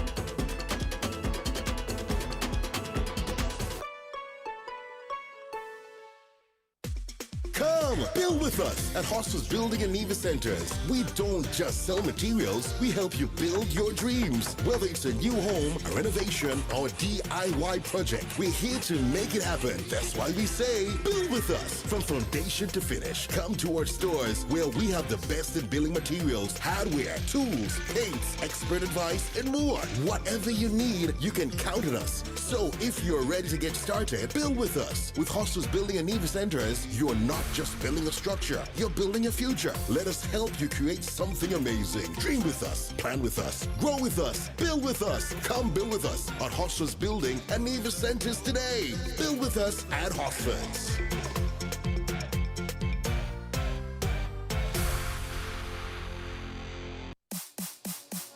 If you need protection, you need one who you can trust. To secure your investment, you need one who'll do you just. TDC Insurance, you're the one that you can trust. TDC Insurance, you're always safe with us. TDC Insurance is your go-to insurance company for all your insurance needs. We take pride in offering you the best solutions and ensuring our customers are fully satisfied. TDC Insurance, we take good care of you, guaranteeing you peace of mind. You're always safe with us.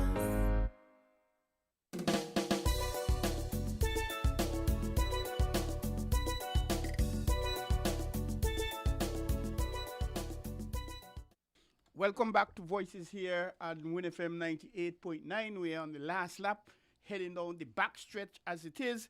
And the two beautiful ladies, they have abandoned the rest. They have abandoned you, Ras Agad. And then you're here still. So, Well, yeah, wonderful discussion indeed. It was a great discussion. We have a caller.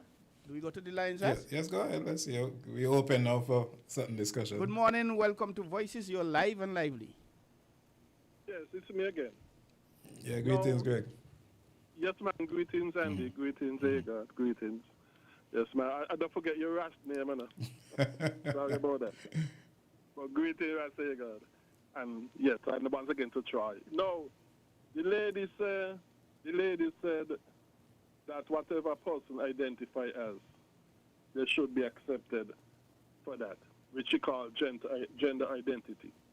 Well, the way she is using a gender identity, the Bible condemns it. Now, let's go to some practical examples that shows that what they are embracing is deadly to society, deadly. And, like I say, leads to death. And in the end, to hell. There's a heaven to gain and a hell to run from. No. Finish up. Just imagine. But we ain't gonna somebody like Mike Tyson start to identify as a woman and going woman boxing. Who on earth in the right mind consider that is fair? Okay? There are cases where now men have been going in races, or it said that they are women going in races, beating up the women them in races, in boxing and in other sports. We're stealing scholarships from women because they have, as male, they have the physical, they have advantages over the female in running and that sort of stuff. Greg, can I intrude a second? You're making some valuable points and good points for discussion. However, the guests have left and we're now in another phase. So I'll have to ask you to perhaps end there, leave it there, so we could continue with the show on another topic that we'll want to get into, if that's okay with you. Okay, so maybe God's Spirit Live tomorrow morning and Voices. All right, thanks a lot. Okay, thank you, Greg, for calling, and thanks for listening. We give thanks for that. Right. Now, of course, you know, we have a lot of issues going on in the world today, and while my previous programs we spoke about a few things like the whole idea of colonialism, and we mentioned about the SSZ and different things, but we didn't particularly touch on like what is happening now. And we know that we have now issues with Iran, we know we have issues with Cuba and so on. And we know that people, like these are hot topics for people. And we also had CARICOM meet here in St. Kitts the other day, and there are persons who, were just waiting to hear what the outcome would have been from the U.S. intervening into the whole situation and having conversation with the leaders, the 15 leaders of CARICOM and so on. So I guess, Biff, maybe, if you will, maybe we could talk something about this. Indeed, Russ, I don't have a problem. And CARICOM, well, first off, it was, from my understanding, the first time in like a decade, 10 years plus, that all the leaders had showed up to the CARICOM. It was a good thing, and perhaps due to one, it was the 50th anniversary, and or two, the current chairman, the Honorable Joe, he went around to almost all of the Caribbean countries, the CARICOM countries, inviting them, extending a personal invitation to them. So he has to be given credit for that. Did we achieve what we wanted to achieve? Did we come out and say what our position is?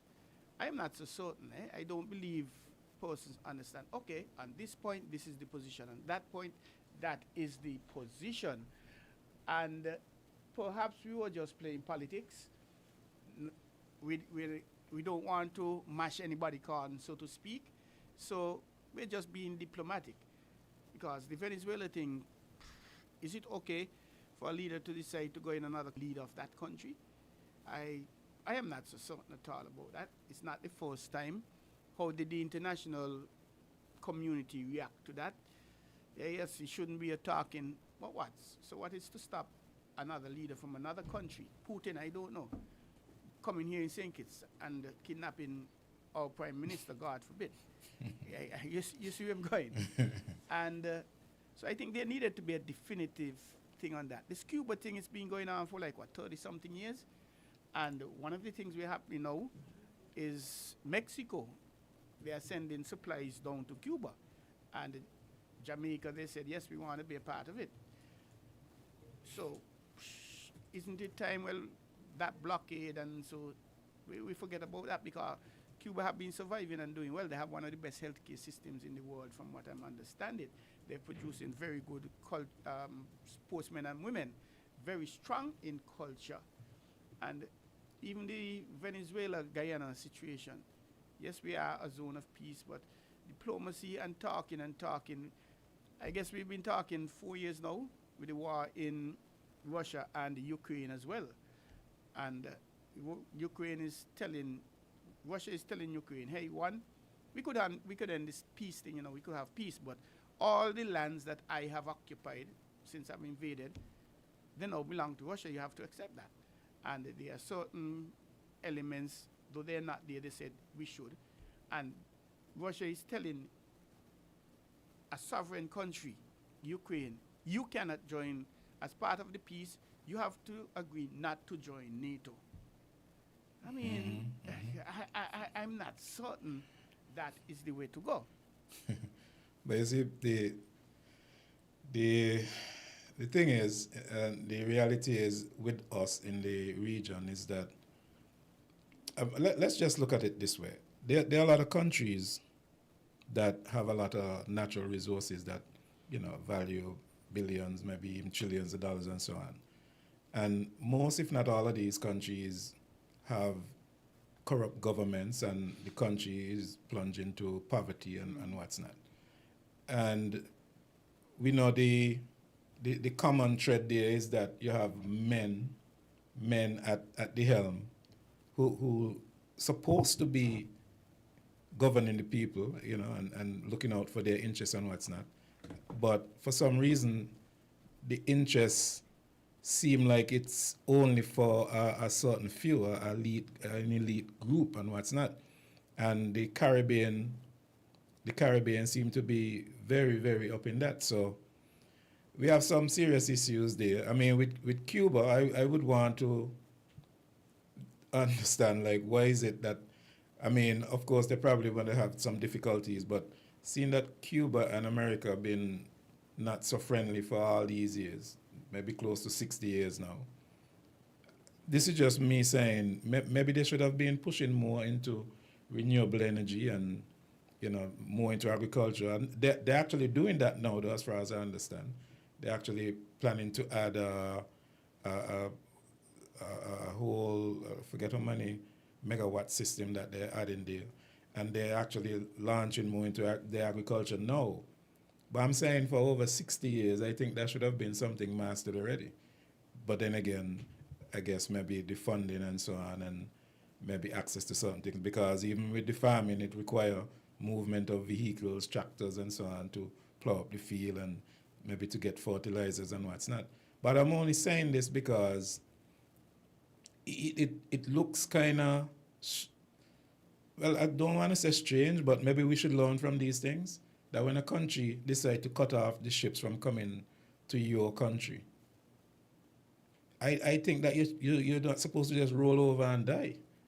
So we are, even here in St. Kitts, we have to put things in place so that when the ships don't come and fill up the supermarket shelves, we had all the agriculture ministers agree that we don't have enough food here to even feed us for 6 months. I think that's a lot. I think they say for 3 months. And yet we just continue to go forward and not addressing that issue.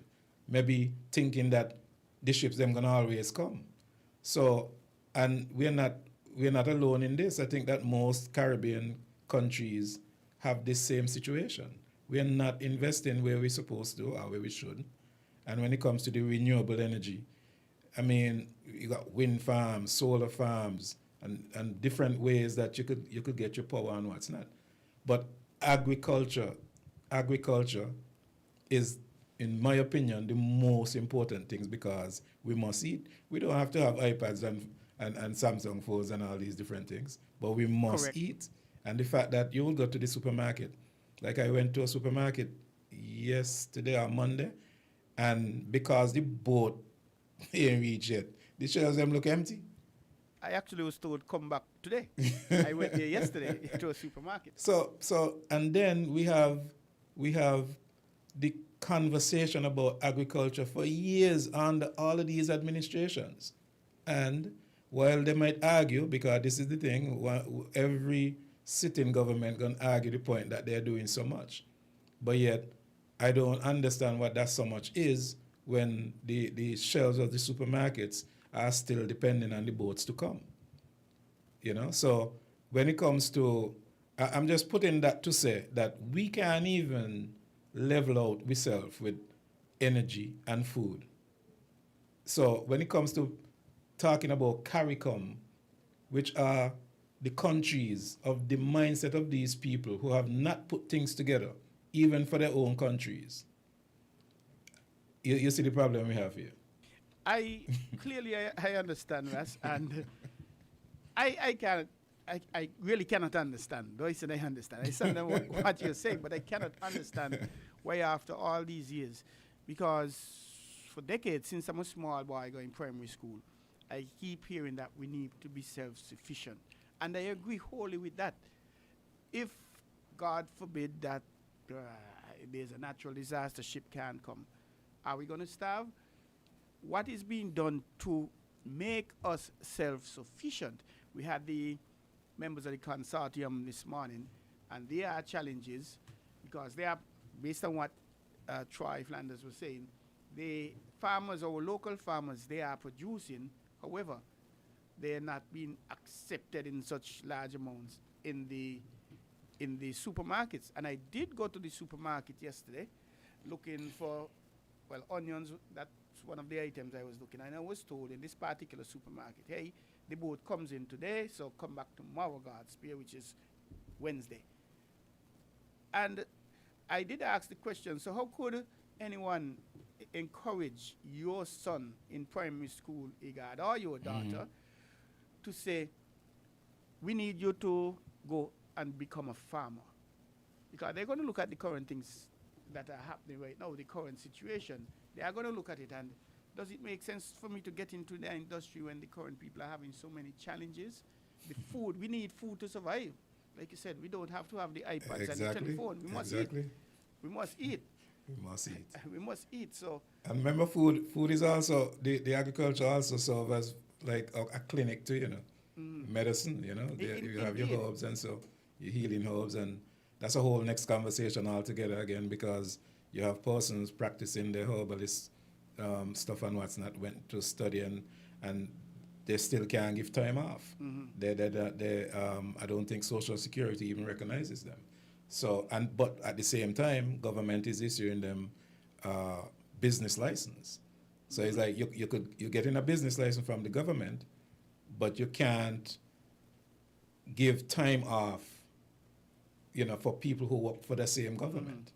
So these are things we need to fix, and I think that our government people get so distracted. I don't know how we should approach dealing with that, because we would hear SSZ or this happening, something about some CBI program. You hear all kind of things, and the little issues, the small little issues that we can deal with, we're not dealing with them, and they stay around, and they become, it's like a sore, and it just become worse. You get infected, and then we have a next election, next problem, and it just goes on and on and on. But when it comes to the whole idea of agriculture, it is not ever being taken serious by our politicians, but they would say otherwise. They would probably come here and tell you how great they're doing. And but to knock the agriculture, the farmers them a little bit now, I want to say this. I don't think that the farmers has been showing themselves dependable enough for the supermarkets to take them that serious. Now, they could call in and say all kind of things, but a lot of times I know situations where farmers were given the opportunity to bring stuff, and then next thing you look, they don't have access to.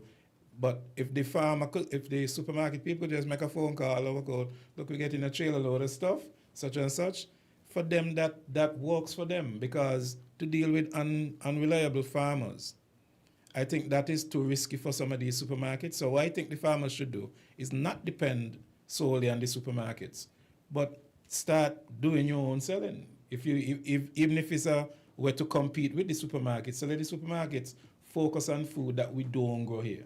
Focus on the rice that we probably not going to grow here, and some of the peas and different things and so on. But when it comes to the other food stuff and so on, the broccoli, the cabbage, the carrots, the peppers, all these things, okay, well then take that out of the hand of the supermarkets if you have all these produce, and you let people come buy your stuff. But I personally don't think that a lot of the farmers, not all, a lot of the farmers are not reliable enough for the supermarkets to shift to them. That's my opinion. A farmer could call in and make that, clear up that for me, but we don't have the time because we just have about 5-6 minutes left. And I see that also when it comes to the youths looking on, maybe not wanting to get in some of these professions, a lot of that starts from the school, not only but from the school, but even also from what is demonstrated to them like on a daily basis, because it seemed to go into the sense of prestige with when you see a person in the jacket and tie and being called this and different things and so on. So there's a lot of social issues that we have to clear up, but again, we are distracted with other things, a lot of things that don't really, it's not even relevant to our well-being at times, and yet we are consumed by some of these things. I think that the whole idea that the politicians more seem to focus on, being called certain titles, and I'm so glad when Greg called him with certain things, because some people seek the titles. It's not about seeking to do what they're supposed to do and make sure it is done and different things and so on, but it's want to be called great and that they have done this and different things and so on. And people are still there waiting for some simple things just to be over with. And then you burden people with all kind of external stuff and so on, and then we have all kind of confusion and arguments, and then the elections got people all divided and what's not. I mean, don't get me wrong. Yeah, go ahead. Let's hear the caller. Our caller online, Ras. We have 3 minutes, sir. You have 30 seconds. Yes, scholar, make it quick. Yes, it's going to be very quick. Extremely quick, please. Also, the farmers need to present their stuff in a very acceptable way, because one time I went into a supermarket, and this ain't the only time I've seen it. And to look at some potatoes, I think it was sweet potatoes, and they were local, and the sweet potatoes were very muddy and wet, and when you hold them and say in your hand, the mud coming off you and making your hand muddy up and that sort of stuff. So they also need to present all of their goods in a proper way as well to the public. Thank you very much, Greg. Excellent point indeed. Packaging and presentation. I agree with that 100%. So it's not only the efficiency, the reliability, and quantity. Right. You're not supposed to be supplying a supermarket 10 pounds of potato. They would expect 50 pounds, 100 pounds. I don't know. Definitely. Whereas we have to end there. It was nice having you. First time I'm working with you on Voices, obviously. And I did enjoy the conversations, the topics, and I look forward. I may have the opportunity in future at some point. But more than likely. Well, like I said, it's the first and last Wednesdays, and we will be having, hopefully on the last Wednesday, we should be having some conversations again concerning some female issues. Okay, Ras, thanks a lot. Have a good tune day. in, yeah. All right. Yeah. Flow customers, unlock big prepaid rewards every time you activate a prepaid plan. Activate a 7-day plan or higher and earn points towards your rewards. Activate again, earn even more points. Activate next week, well, you get the picture. The more you activate, the more extra data and prizes you earn. Get in on the big prepaid rewards. Dial *129 or visit topupflow.com to activate a prepaid plan today. Come, build with us at Hostels Building and Nevis Centers. We don't just sell materials, we help you build your dreams. Whether it's a new home, a renovation, or a DIY project, we're here to make it happen. That's why we say, build with us. From foundation to finish, come to our stores where we have the best in building materials, hardware, tools, paints, expert advice, and more. Whatever you need, you can count on us. So if you're ready to get started, build with us. With Hostels Building and Nevis Centers, you're not just building a structure, you're building a future. Let us help you create something amazing. Dream with us, plan with us, grow with us, build with us. Come build with us at Hostels Building and Nevis Centers today. Build with us at Hostels.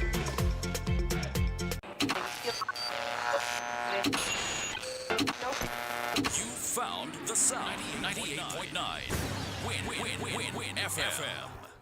Now loans, cash at the speed of life, so fast you won't believe it. Now loans, cash at the speed of life, right now, right now. If you need cash in a flash with now, no need to fuss, leave it to us. When you need cash in a flash, no need to fuss, leave it to us. Hear me now. Now loans, cash at the speed of life, so fast you won't believe it. Now loans, cash at the speed of life, right now, right now. Approved in a day, yeah, yeah. Some money on the way, yeah, yeah. Approved in a day, oh, yeah, you know it's coming. When life throws surprises your way, now's